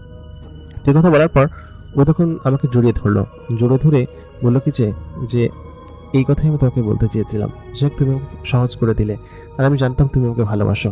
তাই বলে আমাকে জড়িয়ে ধরে আমার কপালে একটা চুমু খেলো। তারপর আমি ঠোঁটে চুমু খেতে গেলাম। ও বললো কি যে, না, বিয়ের পর তুমি আমাকে বিয়ে করতে চেয়েছো না, আমি বাবাকে তোমার কথা বলবো এবং তোমাকে আমার সঙ্গে যেতে হবে এখনই, চলো। আমি বললাম যে, এখনই? ও বললো কি যে, হ্যাঁ, আমরা কোনো জেনার সম্পর্কে থাকতে চাই না, এতদিন তোমার সঙ্গে মিশেছি সেটাই একটা জেনা ছিল, সত্যি আমি সেটা থাকতে চাই না। আমি বললাম যে, আমিও থাকতে চাই না, আমি সত্যি তোমাকে বিয়ে করতে চাই এবং তোমার বাবার সঙ্গে কথা বলতে পারলে হয়তো ভালো হয়। তারপর ও আমাকে সঙ্গে করে নিয়ে গেল ওদের সেই প্রাসাদে। এর আগে তোর বাবার সঙ্গে দেখা হয়নি, তো ওর বাবার সঙ্গে দেখা হলো। দেখা হওয়ার পর ওর বাবাকে বলল যে, আমি ওকে পছন্দ করি বাবা। ওর আরও প্রায় 21টা বোন ছিল এবং ওর বাবার প্রায় আরও 4টা মা আর কি, মানে বউ আর কি। আর ওর হচ্ছে গিয়ে ওর মা হচ্ছে পঞ্চম মা, যিনারা অনেক বিয়ে করে আর যারা প্রসিদ্ধ বংশের জিন, তারা তো আরও আগে। তো যাই হোক, ও ওরা সকল মেয়েকেই খুব বেশি ভালোবাসে। তো এটা বলার পর তখন ওর বাবা বলল কি যে, আমি জানি মা, আমি সমস্ত বিষয়ই জানি, তুমি যে একটা মানুষের সঙ্গে মিশছো, মেলামেশা করছো, আমি জানি যে তুমি ওর প্রেমে পড়বা বা ওর সঙ্গে যেরকম মেলামেশা করেছো, এইসব বিষয়ে আমার জিনান আমাদেরকে বলেছে। তবে আমি রাজি, তুমি আমাকে এসে বলবা সেটা আমি জানি, আমি রাজি আছি, কিন্তু একটা শর্ত আছে। শর্তটা হচ্ছে যে এই ছেলেকে এখানে থাকতে হবে তোমার সঙ্গে, ও আর মানুষের পৃথিবীতে ফিরে যেতে পারবে না। যদি সেই শর্তে মেনে ও এখানে আসতে পারে তাহলে আমি রাজি আছি, আর যদি না হয় তাহলে আমার আপত্তি আছে, কারণ আমি চাই না যে আমার মেয়ে কোনো বিপদে পড়ুক ওইখানে গিয়ে। তো এই কথা বলার পর আমি বললাম যে, কি বলছো এসব, আমার তো বাবা মা আছে, আমি বাবাকে ছেড়ে কিভাবে, আর আমার তো মাদ্রাসা আছে, মাদ্রাসার পড়া শেষ না করে। তখন ওই জিন লোকটা বলল যে, আচ্ছা ঠিক আছে, তুমি যদি এই কথা বলছো, তুমি মাদ্রাসা আছে এবং তুমি খুব ভালো একটা ছেলে আমি জানি, এবং তুমি কোরআনের হাফেজ ছেলে, দাওরা পড়ছো, সব মিলিয়ে আমি সমস্ত বিষয়ে আমি জিন দ্বারা খবর নিয়েছি, আমার মেয়ে তোমাকে ভালোবাসে, এটাই হচ্ছে গিয়ে সব থেকে বড় কথা। তোমার মতো ছেলে হয়তো পাওয়াটা খুব দুষ্কর, যদি তুমি আশরাফুল মাকলুকাত কোনো জিন না, তবুও আমি তোমাকে সুযোগ দিচ্ছি, কারণ আমার মেয়ে তোমাকে ভালোবাসে, এবং এরকম সুযোগ হয়তো আমি অন্য কাউকে দিতাম না, শুধুমাত্র তুমি ভালো ছেলে বলে। যাই হোক, তুমি যেহেতু বলেছো আমার মেয়ের কথাও বলতে হবে না, কোনো কিছু করতে হবে না, তুমি পড়াশোনা করার জন্য সেখানে থাকো, কিন্তু আলটিমেটলি একটা পর্যায়ে তোমাকে কিন্তু তোমার বাবা মা ছেড়ে এখানে আসতে হবে, এবং তুমি সেটা যত বছর পরে আসো না কেন, তোমার বাবা মাকে ছেড়ে তোমাকে এখানে আসতে হবে পুরোপুরি, এবং এখান থেকে তুমি আর যেতে পারবে না কখনো। যেতে পারবো না বলতে, তুমি মাঝে মধ্যে তোমার বাবা মার সঙ্গে দেখা করতে যেতে পারবা, কিন্তু এখানে তোমাকে থাকতে হবে। তো তোমার পড়াশোনাটা কয়েক বছর আছে? তো আমি বললাম যে আরো 5 বছর আমাকে এখানে পড়াশোনা করতে হবে, এবং আমি পড়াশোনা করে উনি তখন বললো যে তোমার ওইখানে পড়াশোনা করতে হবে কিসের জন্য, তুমি এখানে চলে আসো আমাদের এখানে, এখানকার মাদ্রাসাও ঠিক একই পড়া হয়, তুমি যা পড়ছো আমাদের এখানকারও সে সমস্ত জিনিস পড়ায় এবং জিনেটা পড়ায়। আশা করি তুমি এখানে আমার মেয়েকে বিয়ে করলে এখানে থেকে সমস্ত কিছু করতে পারবা। তো আমি তখন একটু চিন্তা করে বললাম যে আমি আমার বাবা মার সঙ্গে দেখা করতে যেতে পারবো? তো উনি তখন বললেন যে অবশ্যই পারবা, তোমার বাবা মার সঙ্গে আলাদা করব, এরকম মানুষ, এরকম জিন আমরা না, হয়তো তোমরা মানুষের এরকম হতে পারে, তবে এরকম আমরা না। তারপর আমি বললাম যে আচ্ছা ঠিক আছে, আমি রাজি আছি। এরপরে আমার পরিপ্রেমিকা মানে হচ্ছে জান্নাত বলল কি যে, বাবা আমি তোমাকে অনেক ভালোবাসি, তুমি সত্যি এরকমটা বলবে আমি ভাবতে পারিনি, আর ওকে আমি খুব ভালোবাসি, আর ও এখানে থেকে সমস্ত কিছু করতে পারলে আমার খুব ভালো লাগতো।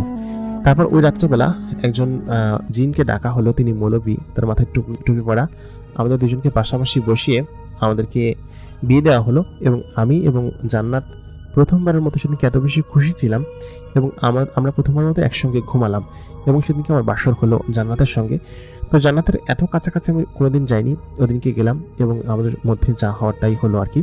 তো যাই হোক, আমি বেশ খুশি ছিলাম এবং বেশ আনন্দিত ছিলাম, এবং সেখানে আমি প্রায় 6 দিন থাকলাম, এবং জামাই আদর কাকে বলে, প্রকৃত জামাই আদর কাকে বলে, সেখানে থাকার পর আমি বুঝতে পারলাম যে আসলে জিনেরা, যারা ভালো জিন এবং মুসলিম জিন, তারা আসলে সত্যিই ভালো হয়, আর যারা খারাপ জিন, আমি খারাপ জিনও দেখেছি ওখানে থাকার অবস্থায়, আমার দীর্ঘ অভিজ্ঞতা খারাপ জিন আমি দেখেছি।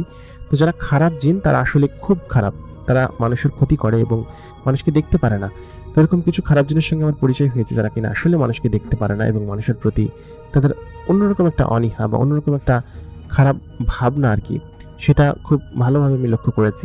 তো যাই হোক, আমার স্ত্রী মানে জান্নাত পরবর্তীতে আমার স্ত্রী হয়ে যায়, এবং তার প্রতি আমার যে ভালো লাগা, ভালোবাসাটা, সেটা ছিল খুব গভীর, এবং সে আমাকে খুব গভীরভাবে ভালোবাসতো, এখনো খুব গভীরভাবে ভালোবাসে আমাকে।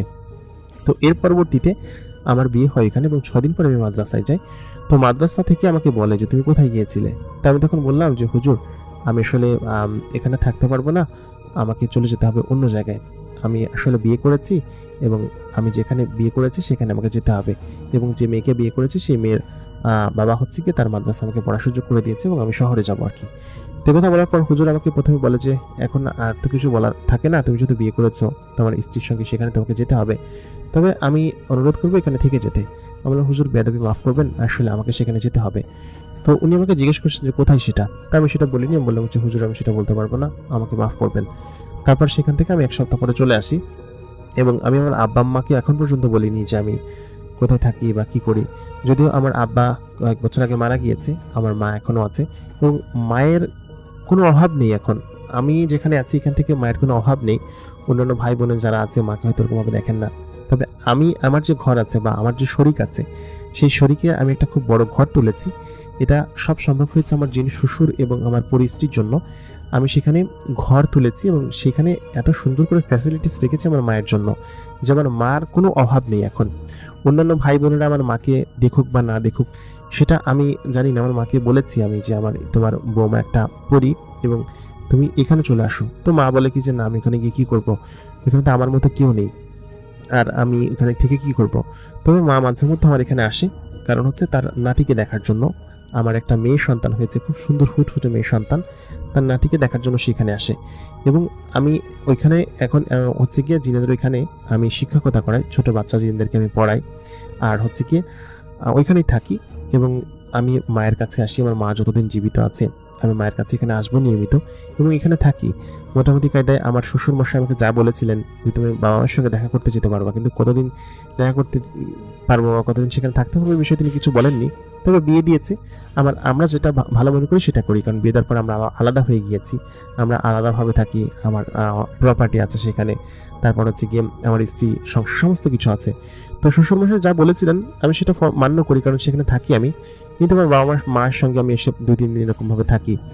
আমার অন্যান্য ভাইয়েরা জানে যে আমি বিয়ে করেছি। আমার বউ সবসময় বোরকা পরে থাকে যখন এখানে আসে। আমার ছোট্ট মেয়েটা সম্পর্কে সবাই জানে, কিন্তু ওই যে অন্যান্য সকলের সঙ্গে মিশতে দেওয়া হয় না, কারণ হচ্ছে আমার মেয়ের মধ্যে ওই জিনেদের কিছু গুণ রয়েছে, যেটা আসলে ওরা দেখলে ভয় পাবে বা ওরকম কোনো কিছু হবে। এই জন্য যখনই আসি তখন ওকে কারোর সঙ্গে মিশতে দেওয়া হয় না এখানকার বাচ্চাদের সঙ্গে। ও একা একাই থাকে, আর ও এখানকার কারো বাচ্চাদের সঙ্গে মিশেও না, কারণ বলে যে ওরা একটু আলাদা। আর ও তো নিজে একটা জিন, আর সেই জিন পরিমেয় হওয়ার কারণে ওর মধ্যে একটা ব্যাপার স্যাপার অন্যরকম, ও গায়েব হতে পারে বা ওরকম কোনো কিছু করতে পারে। তো সব মিলিয়ে আমার মাকে মা বিষয়টা জানে এবং আমার মা আমাকে খুব ভালোবাসে। অন্যান্য সকলের থেকে আমার মাকে আমি খুব বেশি সুখে রেখেছি এবং মা যখন যেটা চাই তখন আমি এনে দিই। এবং এখানে মূলত মা ওখানে গিয়ে থাকতে চায় না, এটাই হচ্ছে মূল সমস্যা। তো আমি এখনও আমার মায়ের কাছে আসি এবং সব মিলিয়ে আমার জীবনটা এরকমভাবে বদলে যাবে আমি কখনো ভাবতে পারিনি। এবং আমার পরিস্ত্রী মানে জান্নাত আমাকে এত বেশি ভালোবাসে, ওর ভালোবাসা বিন্দু পরিমাণ কমেনি, বরঞ্চ দিন যাচ্ছে আর বেড়ে যাচ্ছে আর ভালোবাসা।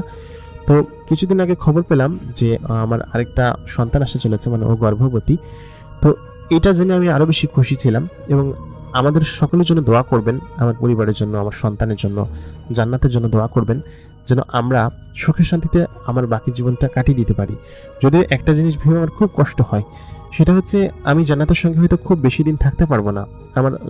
আমার বয়স হয়তো সর্বোচ্চ 80-90 বছর, সর্বোচ্চ গেলে আর কি। কারণ হচ্ছে ওইখানকার সুস্থতা, ওখানকার চিকিৎসাবিদ্যা আমাদের এখান থেকে অনেক বেশি ভালো, এবং ওরা সব কিছু ফ্রেশ খাবার খায়, ন্যাচারাল খাবার খায়, যার কারণে ওদের বয়স স্প্যান তো অনেক বেশি। সেই সাথে আমারটা হয়তো বেশি হবে সেটা আমি বিশ্বাস করি। তবে আল্লাহ তাআলা বলা যায় না, আল্লাহ তাআলা কখনো আমার হায়াত রেখেছে না, কখনো মারা যায় আমি। তবে জিনেরা অনেক বছর বাঁচে সেটা এবং আমার সন্তানরা ওরা হয়তো এতিম হয়ে যাবে আরো কয়েক বছর পর, হয়তো 30-40 বছর পর এতিম হয়ে যাবে। তবে ওরা বড় হয়ে যাবে সেটা এতটুকু জানি, এবং ওরা অনেক বছর বাঁচবে, এটা নিয়ে আমার একমাত্র দুঃখ। তো যাই হোক, আপনারা আমাদের জন্য দোয়া করবেন, আমরা যেন সুখে শান্তিতে আমার বাকি জীবনটা কাটিয়ে দিতে পারি আর কি, এবং খুব শান্তিতে আমি মারা যেতে পারি। এটা আপনাদের কাছে আমার দোয়া রইল। আশা করি আপনারা সকলে আমাদের জন্য দোয়া করবেন।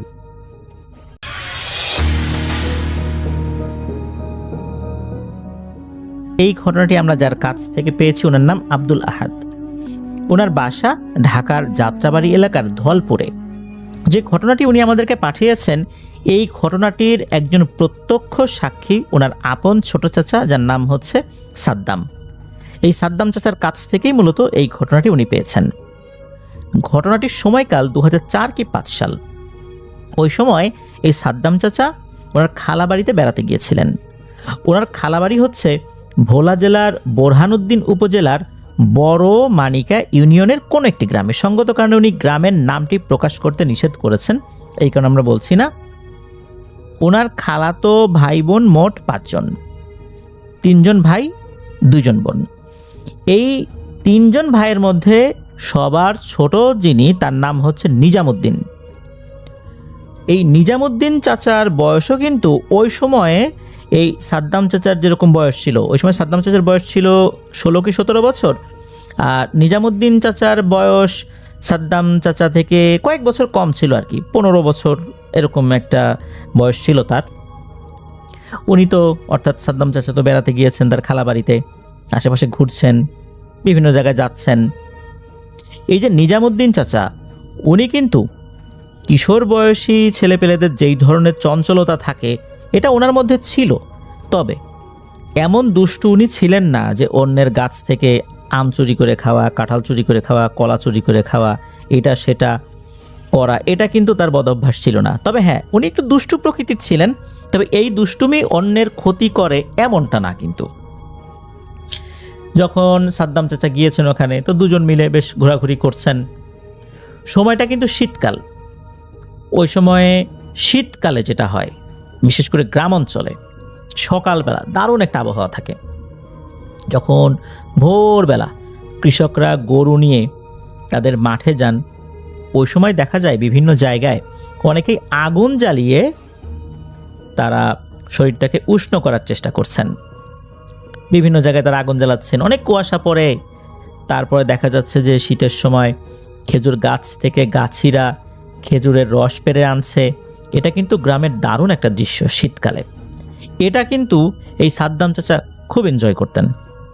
উনি তো ঢাকাতেই থাকতেন, বেড়াতে গিয়েছিলেন ওই সময় ওখানে আর কি। তো মোটামুটি ভালোই ওনারা দুজন মিলে মজা করছেন। একদিন হয় কি, ওই এলাকার একটা হাটে গিয়েছেন। ওই হাটটা ওনাদের বাসা থেকে পায়ে হেঁটে 15-20 মিনিটের পথ। যেতে হলে একটা রাস্তা দিয়ে যেতে হয়, বেশ কিছুটা পথ, 5-7 মিনিট হাঁটতে হয় আর কি ওই পথে। তো রাস্তার দুধারে যে জঙ্গল, বিষয়টা এরকম না, রাস্তার দুধারে গাছপালা রয়েছে, আর ঝোপ বলতে যেটা বোঝায় আর কি ওই রকম রয়েছে, কিন্তু ঘন জঙ্গল, অনেক গাছপালা, বিষয়টা এরকম না। ওই পথ দিয়ে তো গিয়েছেন। হাটে যাওয়ার পর হাটে কিন্তু বিভিন্ন ধরনের জিনিস ওঠে, ওনারা বিভিন্ন জায়গায় ঘুরেছেন। তারপর দেখা যাচ্ছে যে বিশেষ করে খাবার দাবার যেখানে ওঠে আর কি, ওখানে গিয়েছেন, বিভিন্ন ধরনের খাবার দাবার খেয়েছেনও। এরপর যখন সন্ধ্যা লাগবে ভাব, মাগরিবের আজান দেবে ভাব, তখন দুজন মিলে আবার বাড়ির পথে ফেরা শুরু করেছেন। ইতোমধ্যেই মাগরিবের আজান দিয়েও দিয়েছে। তখন আস্তে আস্তে চতুর্দিকে অন্ধকার নামতে শুরু করেছে। ওনারা হাঁটতে হাঁটতে ওই রাস্তার অংশটাতে যখন এসেছেন, যেই রাস্তার অংশটুকুর কথা আমরা মাত্রই বললাম, তখনও কিন্তু ঘুটঘুটে অন্ধকার, বা চোখে দেখাই যায় না একদমই এরকম অন্ধকার ছিল না, হালকা আলো ছিল। হঠাৎ করে এই নিজামুদ্দিন চাচা বলে উঠলেন যে, এই সাদ্দাম, আমার পায়ের নিচে কি যেন পড়ছে, কেমন যেন নরম নরম লাগে, দেখি তো, আয় তো এদিকে। উনি পা সরিয়েছেন, সাদ্দাম চাচাও এগিয়ে এলেন। তখন দুজনই দেখতে পেলেন একটা ছোট্ট সাপের বাচ্চা, তার মাথাটা একদম থেতলে গেছে এই নিজামুদ্দিন চাচার পায়ের নিচে পড়ে আর কি। সাপটা ওখানেই মারা গেছে। তো সাপের মৃত্যুতে আসলে আমরা তো ওই রকম আফসোস করি না, তবে নিজামুদ্দিন চাচা বললেন যে, হারে কি একটা কাজ করলাম, ছোট্ট একটা সাপের বাচ্চা তো আমার পায়ের নিচে পড়ে মারা গেল, আমি তো খেয়ালও করি নাই, কি একটা ঘটনা ঘটে গেল, মানে ওনার আফসোস লাগতেছে আর কি। তখন এই সাদ্দাম চাচা বলতেছেন, এখন যা হবার তো হয়ে গেছে, সাপই তো মারা গেছে, কি আর করা, চলো চলো তাড়াতাড়ি আমরা যাই, রাত হয়ে যাচ্ছে। ওনারা তখন ওখান থেকে বাড়িতে চলে আসেন। তো বাড়িতে চলে আসার ঘন্টাখানেক সব কিছু স্বাভাবিকই ছিল। হঠাৎ করে একটা অদ্ভুত ঘটনা ঘটে। সেটা হচ্ছে, এই যে নিজামুদ্দিন চাচা, উনি চিৎকার করতে থাকেন, ওনার পেট ব্যথা করছে। তো বাড়ির লোকজন তার কাছে যায়, গিয়ে দেখে একটা অদ্ভুত দৃশ্য, আস্তে আস্তে ওনার পেটটা ফুলে যাচ্ছে। আমরা যদি বেলুনের মধ্যে হাওয়া ভরতে থাকি, পাম্প করতে থাকি, তখন আমরা দেখতে পাই চুপসে যাওয়া বেলুনটা আস্তে আস্তে আস্তে আস্তে ফুলতে থাকে। মনে হচ্ছে ওনার পেটটা আস্তে আস্তে ফুলে যাচ্ছে। এরপরই উনি বমি করতে থাকেন। বাড়ির সবাই প্রথম দিকে চিন্তা করেছে যে যেহেতু এই দুইজন হাটে গিয়েছে, বিভিন্ন ধরনের জিনিস খেয়েছে, এই কারণে হয়তো বা পেটে কোনো সমস্যা হয়েছে। কথা হচ্ছে, সমস্যা যদি হয় তাহলে তো দুজনেরই হওয়ার কথা, শুধু এই নিজামুদ্দিন চাচার সাথে কেন হবে? এটাও হয়তো বা হতে পারে যে আরেকজনের হয় না, ইনার হয়েছে। কিন্তু হিসাব অনুযায়ী হওয়ার কথা ছিল সাদ্দাম চাচার, যেহেতু উনি ঢাকাতে থাকতেন, উনি তো এই ধরনের গ্রামীণ খাবার খেয়ে ওইভাবে অভ্যস্ত নন, সেই হিসাবে ওনার হওয়ার কথা। কিন্তু নিজামুদ্দিন চাচা, উনি তো সবসময় হাটের এই খাবারগুলো খান, তার তো কোনো কিছু আগেও হয়নি, হঠাৎ করে কেন এমনটা হলো? এদিকে ক্রমাগত উনি বমি করছেন। বমি করতে করতে এমন একটা অবস্থা হয় যে ওনার রক্ত বমি হওয়ার মতো অবস্থা হয়ে যায়, ওনার পেটে আর কিছুই নাই। এখন এমনভাবে বমি করার চেষ্টা করছেন মনে হচ্ছে পেটের ভেতরের অর্গানগুলোও হয়তো বা গলা দিয়ে বের হয়ে আসবে, এমন একটা অবস্থা। আর পেট কিন্তু আস্তে আস্তে ফুলছে। কেউ যদি ওনার পেটে টাচ করতো উনি প্রচণ্ড জোরে চিৎকার করে উঠতেন যে খবরদার আমার পেটে হাত দিও না। হাত দিলেই মনে হচ্ছে ব্যথা বেড়ে যায়, পেট ফেটে যাবে, এমন একটা অবস্থা। এদিকে ওনার পেট এরকম ফুলে ওঠা দেখে বাড়ির সবাই তো ভয় পেয়ে যান যে আসলে হলোটা কি। আর দেখা যেত যে ওই সময় সন্ধ্যার পরে মানুষজন তো সবাই বাসার মধ্যে চলে আসতো, ঢুকে যেত সবাই। রাতের বেলা তো ওই এলাকায় যে হসপিটালে নিয়ে যাওয়া হবে এরকম ঘটনা কম ঘটতো। যেহেতু পেটে এরকম একটা সমস্যা হয়েছে, বাড়ির সবাই চিন্তা করেছেন হয়তো বা সকাল হতে হতে ঠিক হয়ে যাবে। সারা রাত কিন্তু এরকম সমস্যা চলেছে। সকালের দিকে উনি একটু ঘুমিয়েছেন। যখন সকাল হয়ে গেছে তখন উনি আবার চিৎকার চেঁচামেচি শুরু করেছেন, এবার রক্ত বমি হওয়া শুরু হয়েছে। ওই সময় ঘটে একটা ঘটনা। ওই এলাকার একজন কবিরাজ ছিলেন, খুব মান্যগণ্য একজন কবিরাজ। মান্যগণ্য এই কারণে বলছি, উনি কখনো কারো ক্ষতি করেছেন বিষয়টা এরকম হয়নি, বরঞ্চ উনি সবার উপকার করার চেষ্টা করেছেন। ওই এলাকায় যত জিনপরি থাকতো দেখা যেত যে ওই জিনপরিরা কোনো কিছু হলে এই কবিরাজের কাছে এসে নালিশ করত। জিনপরিরা ওনাকে সম্মান করত। বিষয়টা এরকম না যে ওই কবিরাজ এমন কোনো সাধনা করেছেন জিনপরিদেরকে বশীভূত করে রেখেছেন, বিষয়টা এরকম না। তার বিভিন্ন কারণেই জিনপরিরাও তাকে সম্মান করত। দেখা যেত কোনো মানুষ এমন কোনো কাজ করছে, কোনো জিনের অসুবিধা হয়েছে, সাথে সাথে জিনেরা এসে তাকে বলতো। তখন উনি আবার ওখানে গিয়ে সবাইকে সতর্ক করে দিতেন, মানুষ আবার সেটা মানত। ওই এলাকায় এই জিন এবং মানুষের একটা সহাবস্থান এভাবেই ছিল। জিনরা সহজে মানুষের কোনো ক্ষতি করতো না। যদি কোনো মানুষ এমন কোনো কাজ করেই ফেলতো যার কারণে জিনেদের অসুবিধা হচ্ছে, তাহলে জিনেরা এই কবিরাজকে জানাতো। কবিরাজের নামটা অবশ্য সাদ্দাম চাচা মনে রাখতে পারেননি। তো যাই হোক, ওই কবিরাজ আসে। কবিরাজ আসার পর এই যে নিজামুদ্দিন চাচার যিনি বাবা, তাকে বলছেন, তার সাথে অবশ্য আগে থেকে পরিচয়, দুজনের সাথে সম্পর্ক ভালো। তো সকালবেলা হঠাৎ করে ওই কবিরাজকে দেখার পর নিজামুদ্দিন চাচার বাবা বলছেন যে কি কবিরাজ এত সকাল সকাল চলে এলে যে? তখন ওই কবিরাজ বলছে, হ্যাঁ ভাই আসছি তো একটা কারণেই, আপনার ছেলের কি অবস্থা? তখন ওই দাদা, মানে নিজামুদ্দিন চাচার বাবা, আমরা দাদা বলে সম্বোধন করবো, ওই দাদা বলছেন, আমার ছেলে অসুস্থ, তুমি কিভাবে খবর পেলে? তখন উনি বলছেন, জানি জানি ভাই, সবই জানি, আমি এই জন্যই আসছি। তোমার ছেলে গতকালকে রাস্তার ভিতরে সন্ধ্যার সময় একটা সাপের বাচ্চা মেরে ফেলেছে, হাঁটতে গিয়ে পায়ের নিচে পড়ে গেছে, মারা গেছে। তখন ওই দাদা বলছেন, যারে ভাই এটা কি কোনো একটা বলার বিষয় হলো? এই সময় সাপের বাচ্চা পায়ের নিচে পড়ে তো মারা যেতেই পারে। আমরা অনেক সময় তো পথ দিয়ে যাই, দেখা যাচ্ছে ঠেলা গাড়ির নিচে হাঁস মুরগির বাচ্চা পড়ে গেছে, ব্যাঙ পড়ে গেছে, পিঁপড়া পড়ে গেছে, কত কিছুই তো পড়ে যায়। সব কিছু তো আসলে ওভাবে দেখে চলা সম্ভব হয় না। ওরা ছোট মানুষ, সন্ধ্যার সময় ওদিক দিয়ে হাঁটতে গিয়ে হয়তো বা পায়ের নিচে পড়ে গেছে, মারা গেছে একটা সাপের বাচ্চা, সাপই তো মারা গেছে, তো সমস্যাটা কি হয়েছে? তখন কবিরাজ বলে যে সাধারণ সাপ হলে তো সমস্যা ছিল না রে ভাই, ওই সাপটা তো সাধারণ কোনো সাপের বাচ্চা ছিল না, ওটা ছিল একটা জিনের বাচ্চা। যখনই শুনেছেন জিনের বাচ্চা, সাথে সাথে তো দাদার মুখ চোখ একদম ফ্যাকাশে হয়ে গেছে যে বলো কি কবিরাজ, জিনের বাচ্চা মারা গেছে? তাই তো বলি যে এই সমস্যা কেন হয়েছে। তখন ওই কবিরাজ বলতেছে, আমি সেটাই বলার জন্য আসছি, কারণ যেই জিনটা মারা গেছে তার বাবা কিন্তু খুবই শক্তিশালী, তবে খুবই পরহেজগার। সে একদম নীরবে নিভৃতে থাকে, মানুষের সে কখনো ক্ষতিও করে না, আবার মানুষের উপকারও করে না, মানুষের সংস্পর্শেও সে থাকে না। এই জিনটা আমার কাছে এসে নালিশ করে গেছে, গত রাত্রেই এসে নালিশ করে গেছে, এবং এমন একটা হুমকি দিয়ে গেছে আমি খুবই ভয় পেয়েছি। আরও বিভিন্ন তথ্য উপাত্ত সংগ্রহ করতে গিয়ে আমার দেরি হয়ে গেছে। তা হচ্ছে এই যে জিনের যে সন্তান, এই সন্তানটা ওই সময় সাপের বেশে রাস্তা পার হচ্ছিল, ছোট্ট একটা সাপের বেশে, মানে বাচ্চা সাপের বেশে রাস্তা পার হচ্ছিল, ওই সময় তোমার ছেলের পায়ের নিচে পড়ে গেছে। দূরে অবশ্য এই জিনটা ছিল। এই জিনের নাম হচ্ছে তাইয়েব জিন। তাইয়েব হচ্ছে তার নাম। তো তাইয়েব জিন এই জিনিসটা দূর থেকেই দেখে ফেলে। সে ওখানে চলে আসে। চলে আসার পর তখন যা হবার হয়ে গেছে। সে ওই সময় কোনো কিছু করেনি, কেননা সে আগে বোঝার চেষ্টা করেছিল এটা কি সে ইচ্ছাকৃতভাবে করেছে নাকি অনিচ্ছাকৃতভাবে করেছে। সে বিভিন্ন জায়গায় খোঁজ খবর নিয়েছে। তোমার ছেলে সম্পর্কে কয়েকটা নেতিবাচক কথা সে শুনেছে। তা হচ্ছে তোমার ছেলে খুবই চঞ্চল, দুষ্টু।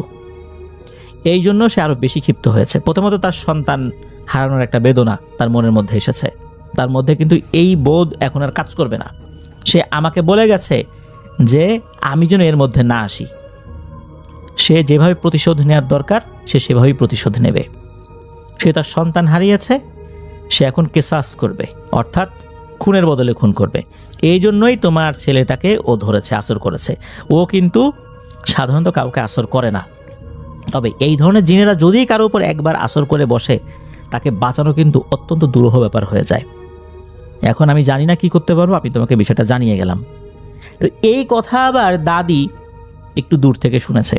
শোনার সাথে সাথে উনি তো চিৎকার দিয়ে এগিয়ে এসে উঠোনে পড়ে গড়াগড়ি করে কান্নাকাটি শুরু করে দিয়েছেন এবং বলছেন যে যেভাবেই হোক আমার ছেলেকে বাঁচান, কারণ আমার ছেলে তো বুঝে করে নাই। ওই দিকে আবার নিজামুদ্দিন চাচাও চিৎকার চেঁচামেচি শুরু করছে, প্রচণ্ড পেটে ব্যথা। কবিরাজ তখন ওদিকে এগিয়ে যখন ওই পেটের অবস্থা দেখছেন তখন কবিরাজও ভয় পেয়েছেন যে সর্বনাশ, আর একটু যদি খালি পেটটা ফুলে ওঠে পেট তো ব্লাস্ট করবে। এই অবস্থা দেখে কবিরাজও ভয় পেয়ে যান। তখন কবিরাজ বলেন আচ্ছা ঠিক আছে, দেখি কি করা যায়, আমি একটু আরও তথ্য সংগ্রহ করি, দেখি আমি কোনো উপায় বের করতে পারি কিনা।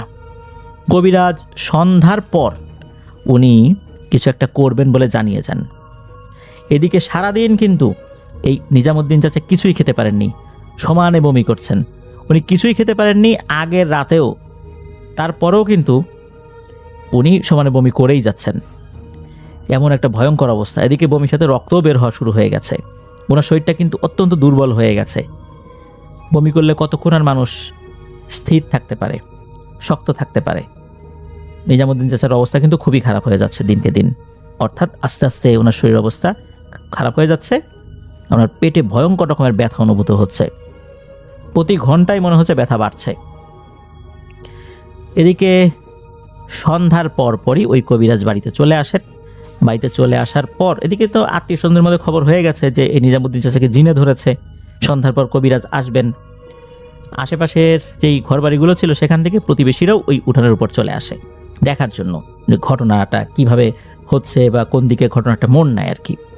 তো ওই কবিরাজ আসেন, আসার পর উনি কী করেছেন, একটা বৃত্ত এঁকেছেন, ওর মধ্যে এই নিজামুদ্দিন চাচাকে শুইয়ে দিয়েছেন এক ধরনের বিশেষ পাতায়। পাতাটা যে কিসের পাতা এটা অবশ্য সাদ্দাম চাচা মনে করতে পারেননি। তো বেশ কয়েকটা পাতার উপরে ওনাকে শুইয়ে দেওয়া হয়। বৃত্তটা বেশ বড়ই ছিল। আর কবিরাজ বলে দেন যে এই বৃত্তের 4 হাতের মধ্যে কোনো মানুষ যেন না আসে। মানুষজন যদি এখানে আসে তাহলে অবশ্যই 4 হাত দূরে, মানে বৃত্ত থেকেও 4 হাত দূরে দূরে দাঁড়াতে হবে। তো মানুষজন সেভাবেই দাঁড়ায়। এরপর ওই কবিরাজ উনি ওনার রুকিয়া শুরু করেছেন। বেশ কিছুক্ষণ রুকিয়া করার পর হঠাৎ করে দেখা গেল যে এই নিজামুদ্দিন চাচা লাফ দিয়ে উঠে বসেছেন। অনেক সময় দেখা যায় কেউ যদি ঘুমের ভান ধরে পড়ে থাকে, সে যেভাবে লাফ দিয়ে উঠে পড়ে ওই রকম। তো মনে হলো উনি ঘুমের ভান ধরে পড়েছিলেন, খুবই দুর্বল হয়েছিল আর কি, ওই সময় একদম নড়াচড়াই করতে পারছিলেন না, কিন্তু ওইভাবে লাফ দিয়ে উঠে বসেন। উঠে বসে কবিরাজের দিকে চোখে চোখ রেখেছেন কিছুক্ষণ, 15-20 সেকেন্ড মেরুদণ্ড সোজা করে বসেছেন উনি। এরপর একটা সালাম দেন। সালাম দেওয়ার পর কবিরাজ বলছেন যে তাইয়েব জিন, তুমি তো খুব ভালো, তুমি পরহেজগার নামাজি মানুষ, আল্লাহর উপর ভরসা রাখো, তুমি এই ছেলেটাকে আর কষ্ট দিও না।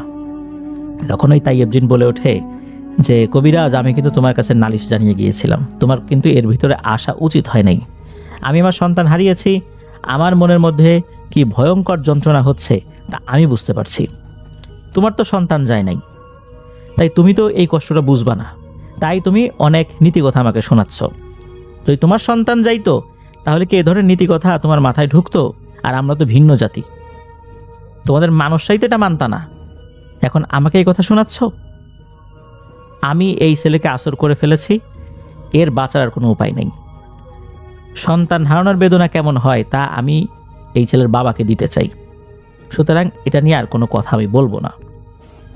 এ কথা বলার পর কবিরাজ খুব বিনয়ের সুরে বলে যে, দেখো তুমি তো একজন নেককার জিন, তুমি ধৈর্য বা সবর কি জিনিস এটা তো জানো, যে আল্লাহ তাআলা মানুষকে পরীক্ষা করবেন ভয়, ক্ষুধা, সম্পদের ক্ষতি, সন্তান সন্ততির ক্ষতি, এগুলো দিয়ে পরীক্ষা করবেন। আর যারা ধৈর্য ধারণ করবেন তাদের জন্য রয়েছে সুসংবাদ। তুমি কি কোরআনের সেই আয়াতটা পড়োনি? নিশ্চয়ই পড়েছ। সুতরাং তুমি কেন ভাগ্যকে মেনে নিচ্ছ না? যা হয়েছে অসাবধানতা বশত হয়েছে, ওরা তো ওটা খেয়াল করেনি, এমনটা না যে ইচ্ছা করে পাড়া দিয়েছে। তখন নাকি ওই জিনটা বলছে যে না, ও দুষ্টু, আমি খোঁজ খবর নিয়েছি, অনেকেই বলেছে ও দুষ্টু, ও চঞ্চল, ও যদি ধীরস্থিরভাবে হাঁটতো তাহলে তো আমার বাচ্চাটা ওর পায়ের নিচে পড়তো না। আরও কিছু কথোপকথন হয়। একটা পর্যায়ে এসে তাইয়েব জিন রাজি হয় যে ঠিক আছে, সে এটাকে ছেড়ে যাবে। তবে তাইয়েব জিন বলে দেয় যে তারা যদি একবার কাউকে আসর করে বসে তাহলে কোনো কিছু না নিয়ে তারা যেতে পারে না। তাহলে কি নিতে হবে? তখন তাইয়েব জিন শর্ত দেয় যে আমি যেটা চাইবো বিনা বাক্য ব্যয় সেটা মেনে নিতে হবে। এখানে কোনো ধরনের মূলামূলি চলবে না, এটা দিতে পারবো না, সামর্থ্য না, এটা সেটা কোনো কথা হবে না। রাজি? এটা তো একটা কঠিন শর্ত। তারপরও কবিরাজ তাকান হচ্ছে এই নিজামুদ্দিন চাচার বাবার দিকে। তার বাবা সম্মতি দেন মাথা নাড়িয়ে। তখন তাইয়েব জিন বলতে থাকে, 2টো কালো খাসি দিবা, 15 কেজি সাদা মিষ্টি দিবা। আর এই মিষ্টিগুলো এমন হতে হবে সাদা, ধবধবে সাদা। রসগোল্লার মধ্যে যেরকম একটা হলদেটে ভাব থাকে এরকম হলে হবে না, আলাদা অর্ডার দিয়ে এটা তৈরি করতে হবে। আর যেখানে আমার সন্তান মারা গেছে ওখান থেকে কিছুটা দূরে একটা বটগাছ রয়েছে, আগামীকাল সন্ধ্যায় ওখানে এটা দিয়ে আসতে হবে। আর দিতে যাবে এই ছেলের বাবা। খাসি 2টো ওখানে বেঁধে রেখে আসবে আর মিষ্টিগুলো ওখানে রেখে চলে আসবে। আর এটা তো গেল এই কথা, আরও শর্ত রয়েছে। সেটা হচ্ছে এই নিজামুদ্দিন ছেলেটা 5 ওয়াক্ত নামাজ পড়বে, ইচ্ছাকৃতভাবে 1 ওয়াক্ত নামাজও ছাড়তে পারবে না। যদি কখনো কোনো নামাজ মিস হয়ে যায় কাজা পড়তে হবে। আর কোনো প্রাণীকে সে আঘাত করতে পারবে না। এই শর্তগুলোর যদি ব্যত্যয় ঘটে তাহলে কিন্তু নিজামুদ্দিনের উপর আবার আমার আসর পড়বে। মেনে নেওয়া হলো এটাও। এরপর নাকি সালাম দিয়ে এই নিজামুদ্দিন চাচার শরীর থেকে জিনটা চলে যায়। তো এরপর দেখা গেল যে নিজামুদ্দিন চাচার পেটটা আস্তে আস্তে মনে হচ্ছে যে একটু কমতে শুরু করেছে। আর জিনটা যখন কথা বলছিল তার গলাটা এত মোটা ছিল আর এত জোরে জোরে কথা বলছিল এই নিজামুদ্দিন চাচার ভেতর থেকেই, যে অনেক দূরের যে কোনো ব্যক্তিও স্পষ্টভাবে শুনতে পাবে যে কি বলছে। মনে হচ্ছে বজ্রের ধ্বনি হচ্ছে, এমন একটা অবস্থা। তো যাই হোক, পরদিন সকালবেলায় ওই কবিরাজকে সাথে নিয়েই এই নিজামুদ্দিন চাচার বাবা উনি বাজারে যান। ভালো একটা মিষ্টির দোকানে গিয়ে বলেন যে 15 কেজি সাদা মিষ্টি। এই সাদা এমন হবে যে ধবধবে সাদা হতে হবে, কোনো ধরনের হলদেটে ভাব আসা যাবে না। সেভাবেই 15 কেজি মিষ্টি অর্ডার দিয়ে আলাদাভাবে তৈরি করানো হয়। এদিকে 2টো খাসিও কিনে ফেলা হয় ইতোমধ্যে। এরপর সন্ধ্যার পর নিজামুদ্দিন চাচার বাবা নিজে গিয়ে ওই বট গাছের ওখানে মিষ্টিগুলো রেখে আসেন এবং ওই খাসি 2টো বেঁধে রেখে আসেন। আর বেঁধে রেখে উনি চলে আসছেন পেছন দিকে। এমনিতে উনি তাকান নাই, জানেন যে এই ধরনের ক্ষেত্রগুলোতে পেছন দিকে তাকাতে হয় না। পরবর্তীতে কিন্তু ওই মিষ্টি বা ওই খাসি আর কেউই দেখে নাই, কে নিল কি হলো কেউ দেখে নাই। 2 দিনের মধ্যে নিজামুদ্দিন চাচা একদম স্বাভাবিক হয়ে যান। আলহামদুলিল্লাহ, নিজামুদ্দিন চাচা কিন্তু এখন ভালো আছেন। আর উনি একজন প্র্যাকটিসিং মুসলিম, 5 ওয়াক্ত নামাজ উনি রেগুলার তো পড়েনি, আর কোনো প্রাণীকেই উনি আঘাত করেন না, কারণে হোক বিনা কারণে হোক উনি কখনো এটা করেন না। উনি এই আমলের উপরেই আছেন, এটাই করে যাচ্ছেন। আর সারাটা জীবন এই কাজ ওনাকে করে যেতেই হবে, ধর্ম থেকে আলাদা হওয়া যাবে না মোটেও। প্র্যাকটিসিং মুসলিম হিসাবে ওনাকে জীবনযাপন করতে হবে, এটাই ছিল ওই জিনের শর্ত। জিনের শর্ত মেনে নেন। আর এভাবেই নিজামুদ্দিন চাচা একজন প্র্যাকটিসিং মুসলিম হয়ে ওঠেন, যেটা এখনও কিন্তু উনি এটার উপরেই বহাল আছেন আলহামদুলিল্লাহ। তো সাদ্দাম চাচা তো এই ঘটনার শুরু থেকে শেষ পর্যন্ত পুরোটাই দেখেছেন। এরপর সাদ্দাম চাচা উনি ঢাকাতে চলে আসেন। তো সাদ্দাম চাচা এই ঘটনাটি বলেছিলেন আব্দুল আহাদ ভাইকে, যে উনি নিজের চোখে যেটা দেখেছিলেন, নিজে যেটা প্রত্যক্ষ করেছিলেন। আর এই ঘটনার প্রেক্ষাপটে সাদ্দাম চাচার উপরও বেশ ভালো একটা প্রভাব এসেছিল, ইতিবাচক প্রভাব। উনি যেটা দেখেছিলেন উনি নিজেও বেশ আমল করতে থাকেন আর কি। যদিও বা উনি এটা দ্বারা আক্রান্ত হননি, তারপরও ওনার মধ্যে একটা ইতিবাচক পরিবর্তনও চলে আসে। তো এটাই ছিল ঘটনা।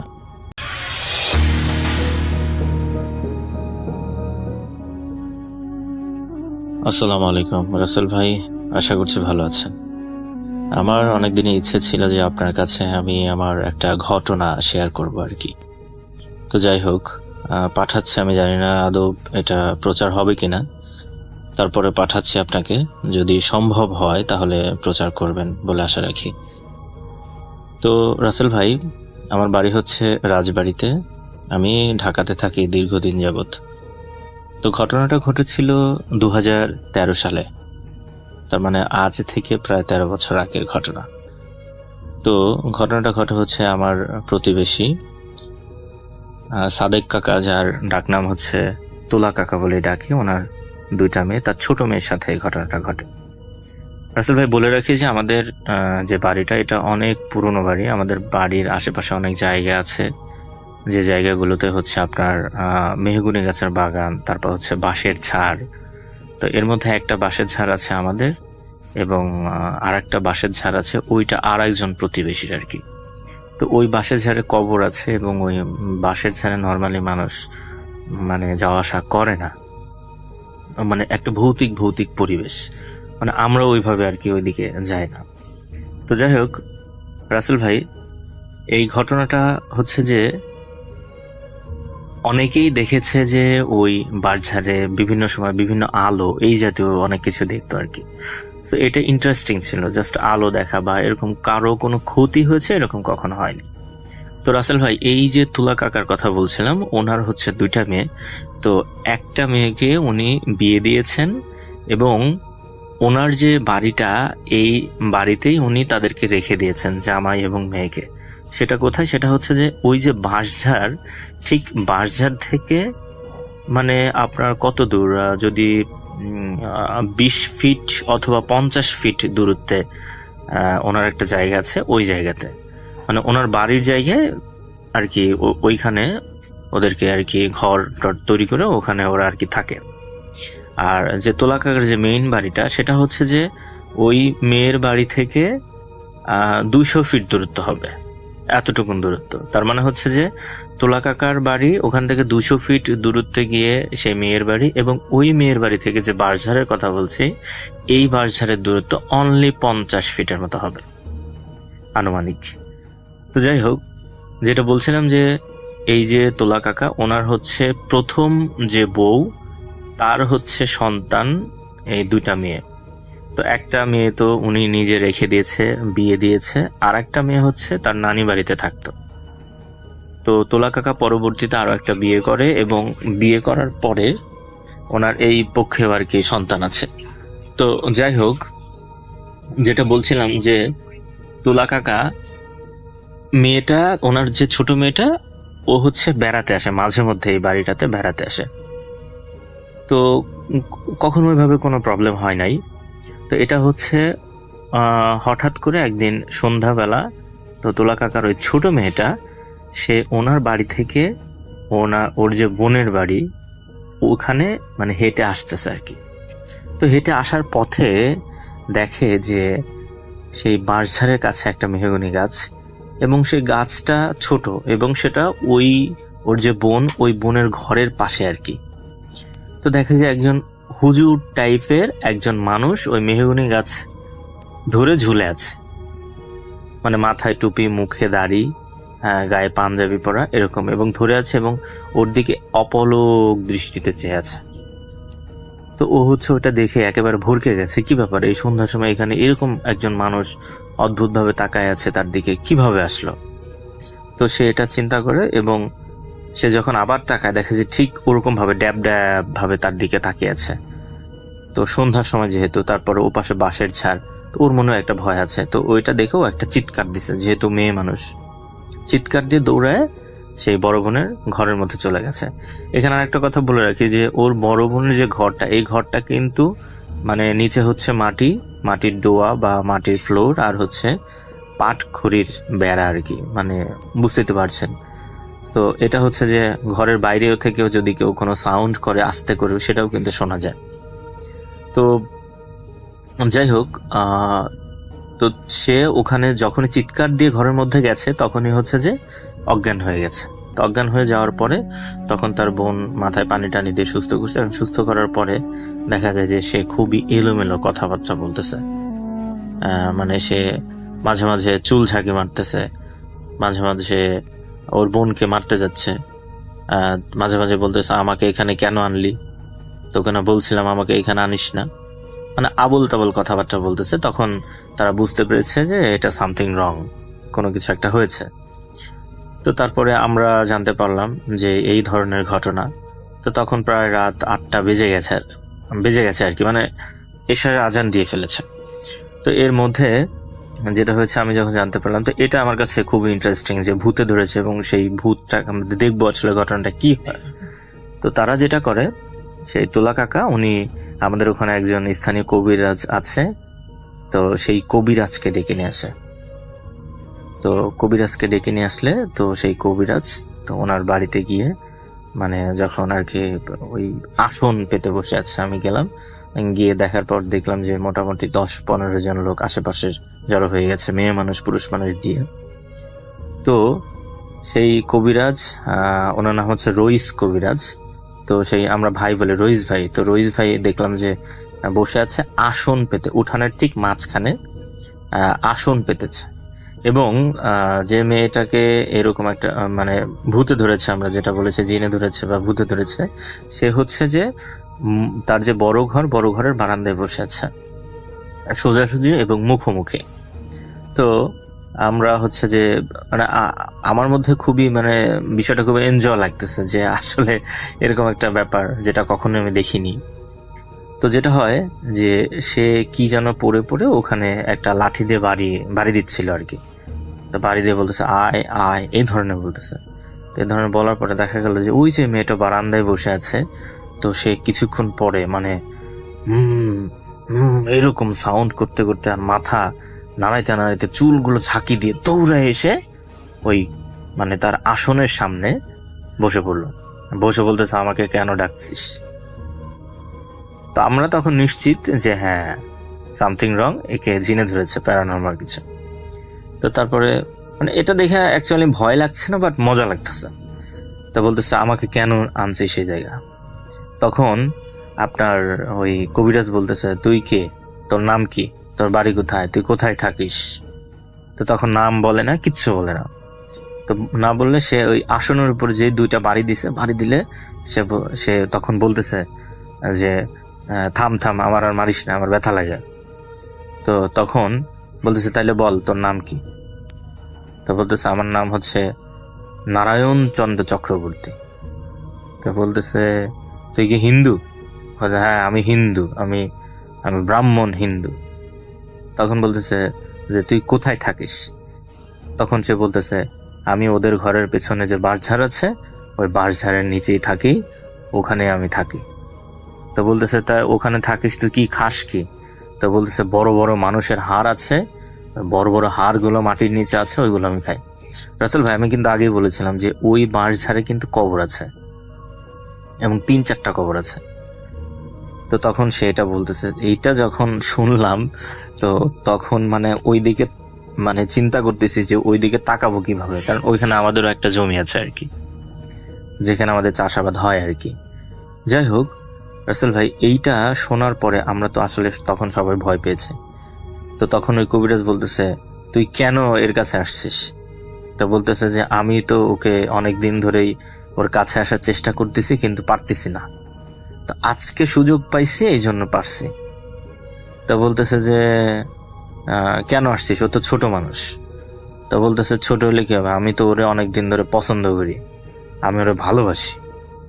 তখন আমরা সবাই হেসে দিছি যে কি রে ভাই, ভূত তো ভালোবাসে। তো বলতেছে যে হ্যাঁ আমি ওকে ভালোবাসি, এই জন্য আমি ওর কাছে আসছি, আমি আর যাব না।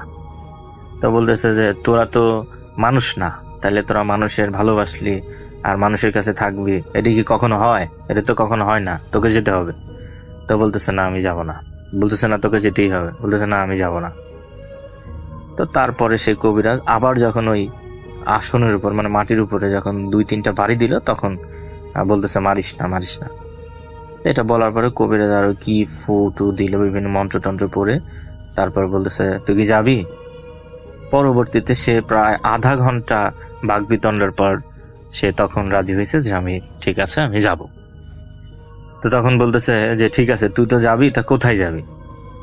তো রাসেল ভাই বলে রাখি যে আমাদের ওই গ্রাম থেকে প্রায় 5 কিলোমিটার দূরে আর একটা গ্রাম আছে।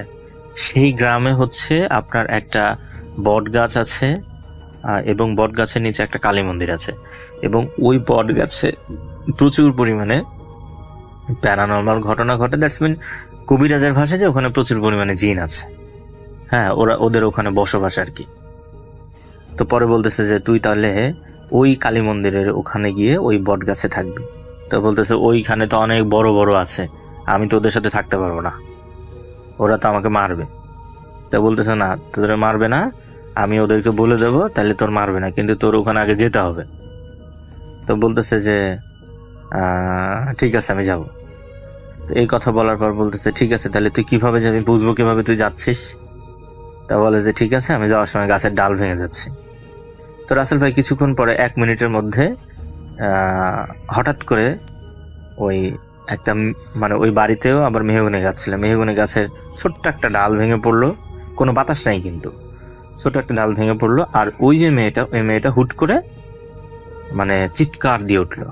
চিৎকার দিয়ে ওঠার পরে ওর বড় বোন ওকে জড়ায় ধরলো। তো তখন বলতেছে যে আপু আমার কি হয়েছিল? তখন ওর বড় বোন বলতেছে তোমার কিছু হয় নাই, তুমি অসুস্থ হয়েছিলা। তো যাই হোক, তারপর তার মাথায় তেল পানি দিল, তারপর কবিরাজ থেকে তাবিজ, তারপরে আরো মন্ত্রতন্ত্র পড়ে ফুট এগুলো দিল, দেওয়ার পরে সেই মেয়েটা সুস্থ হয়ে গেল। এবং পরবর্তীতে সেই মেয়েটা সুস্থ হয়ে যাওয়ার পরে এই বাড়িতে সম্ভবত সে আর আসে নাই। তা সেই মেয়েটা হচ্ছে তার নানি বাড়িতেই থাকে এবং সেখানে তার বিয়ে হয় এবং সে এখন সংসার করছে আর কি। তো রাসেল ভাই এখানে আরেকটা ব্যাপার, যে এই কবিরাজ এই যে ভূত আর কি বা জিন আর কি, তাকে বলেছে যে এই জিনটা কবিরাজকে বলেছে যে তুই তাহলে আমার সাথে গিয়ে ওখানে দেখা করবি, সেই বট গাছের ওখানে গিয়ে। তো বলছে ঠিক আছে আমি যদি ওখানে যাই তাহলে আমি তোর সাথে দেখা করব। তো বলতেছে কিভাবে দেখা করবি? দেখা করবো হচ্ছে যে আমাকে বলবি এই নারায়ণ, তাহলে আমি তোর সামনে আসবো। তো কিভাবে আসবি? আমি এসে গাছের ডাল ভেঙে যদি তোর সামনে ফেলে দিই তাহলে তুই বুঝতে পারবি যে হ্যাঁ আমি আসছি। আচ্ছা আচ্ছা ঠিক আছে। তো এই ছিল রাসেল ভাই।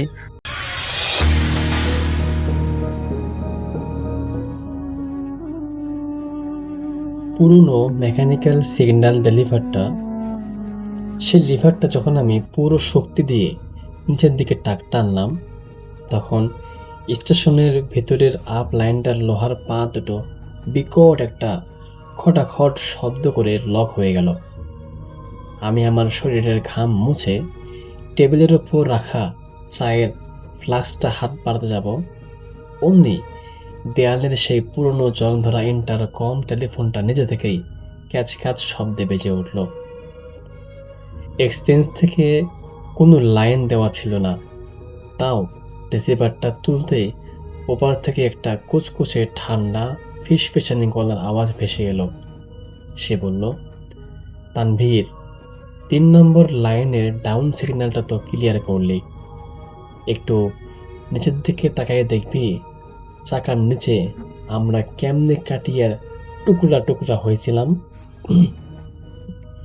এমনটা শোনার পরে আমি তীব্র আতঙ্কে হাতের রিসিভারটা ফেলে জানালার কাজ দিয়ে লাইনের দিকে তাকাতে দেখলাম নিচে কোনো ট্রেনের আলো নেই, বরং রেলের লোহার পাতের মাঝখানের কাদা থেকে ডজন ডজন চামড়া খসে পড়া হাত তীরের বেগে সোজা ওপরের দিকে উঠে এসে আমার দোতলার কেবিনের কাঠের মেঝেতে ফুরে সরাসরি আমার পা দুটো শক্ত করেই পেঁচিয়ে ধরল। এই ঘটনা 2024 সালের নভেম্বর মাসের একটা কনকনে শীতের রাতে। পোড়াদহ জংশনের ওই উত্তরের পরিত্যক্ত সিগন্যাল কেবিনটা যারা দেখেছেন তারা জানেন যে কুয়াশার রাতে ওই জায়গাটা কতটা ভুতুড়ে আর আদিম রূপ ধারণ করে। চারপাশের ঝোপঝাড় আর রেল লাইনের কালচে পাথরগুলো মিলে একটা অদ্ভুত নিস্তবতা তৈরি করে রেখেছে সেখানে। সেদিন রাত তখন আনুমানিক 2:45। একটা স্পেশাল মালবাহী ট্রেনের রুট ক্লিয়ার করার জন্য আমাকে মেন স্টেশন থেকে প্রায় আধা কিলোমিটার দূরের ওই পুরনো কাঠের কেবিনটায় আসতে হয়েছিল। কুয়াশা এতটাই ঘন ছিল যে লণ্ঠনের আলোটাও 4 ফুট সামনে গিয়ে ধোয়া হয়ে যাচ্ছিল। কেবিনের ভেতরে বাতাসে একটা পুরনো পোড়া মবিল আর মরচে পড়া লোহার তীব্র ঝাঁঝালো গন্ধ ছিল। আমি আমার কাজ শেষ করে যেমন বসার চেয়ারটায় হেলান দিয়ে বসেছি যে ঠিক তখনই কেবিনের ভেতরের তাপমাত্রা 1 সেকেন্ডের মধ্যে মাইনাসের কাছাকাছি চলে আসলো। আমার মুখ দিয়ে তখন ফাঁকা ধোঁয়ার মতো হতে লাগলো। আর ঠিক তখনই আমার চোখের সামনে ঘটল সেই নারকীয় ঘটনা যা আমি মাত্রই শুরুতে আপনাদেরকে বলেছি। ফোনের ওপার থেকে একটা ভুতুড়ে আওয়াজ আসা আর মেঝে ফুরিয়ে কঙ্কাল সারা হাতগুলো আমার পা চেপে ধরার ঘটনা। ভয়ে আমার শ্বাসনালী বন্ধ হয়ে যাওয়ার মতো উপক্রম হয়েছিল। ওই কুচকুচে কালো হাতগুলোর নখগুলো ছিল বরফের চেয়েও ঠান্ডা আর ধারালো, যা আমার সুতির ইউনিফর্ম ফুঁড়ে সরাসরি হাতের ভেতর ঢুকে যাচ্ছিল। এবং সবচেয়ে ভয়াত্মক বিষয় হলো, আমি যখন কেবিনের জানালার ভাঙা কাঁচটার দিকে তাকালাম তখন আমি লন্ডনের আবচারে দেখলাম কেবিনের বাইরে রেল লাইনের ওপর একটা কুচকুচে কালো মুখহীন বিশাল অবয়ব দাঁড়িয়ে আছে। ওটার শরীর মানুষের মতো লম্বা হলেও ওটার কোনো হাত পা ছিল না, কেবল ডজন ডজন কালো কুয়াশার মতো টানা চিলির মতো কাঁপছিল। আর ওটার চেহারা বুক থেকে তাজা লাল রক্ত বের হয়ে টপ টপ করে লাইনের পাথরের ওপর পড়ছিল। ওটার হাড়গোড় ভাঙ্গার একটা তীক্ষ্ণ কটকট শব্দ সরাসরি আমার মাথার মগজের ভেতরে প্রতিধ্বনিত হচ্ছিল। ওটা বাতাসের উপর ভর করে ধীরে ধীরে আমার জানালার দিকে উপরে উঠতে শুরু করলো। আমি জানতাম যে আমি যদি এখানে আর 1 সেকেন্ড দেরি করি অথবা ওই জিনিসটা যদি আমার দিকে আর 1 ইঞ্চি উপরে উঠে আসে তাহলে ও আমাকে নির্ঘাত মেরে ফেলবে, এবং মেরে ফেলার পরে ওই রেল লাইনের চাকার নিচে ফেলে দেবে। আমি আমার ডান হাত দিয়ে টেবিলের উপর থাকা ভারী মেটাল ব্যাটারি চালিত সিগন্যাল লাইটটা, যা ওজনে প্রায় 2 কেজি ছিল, তা তুললাম। তারপর আমি কোনো কিছু না ভেবেই আমার শরীরের সব শক্তি দিয়ে আমার পা চেপে ধরা ওই প্রধান হাতটার কবজির উপর সজোরেই কোপ দিলাম। ঠিক তখনই কোপ দেওয়ার পর কোনো মানুষের মাংস কাটার বা হাড় ভাঙার শব্দ হলো না।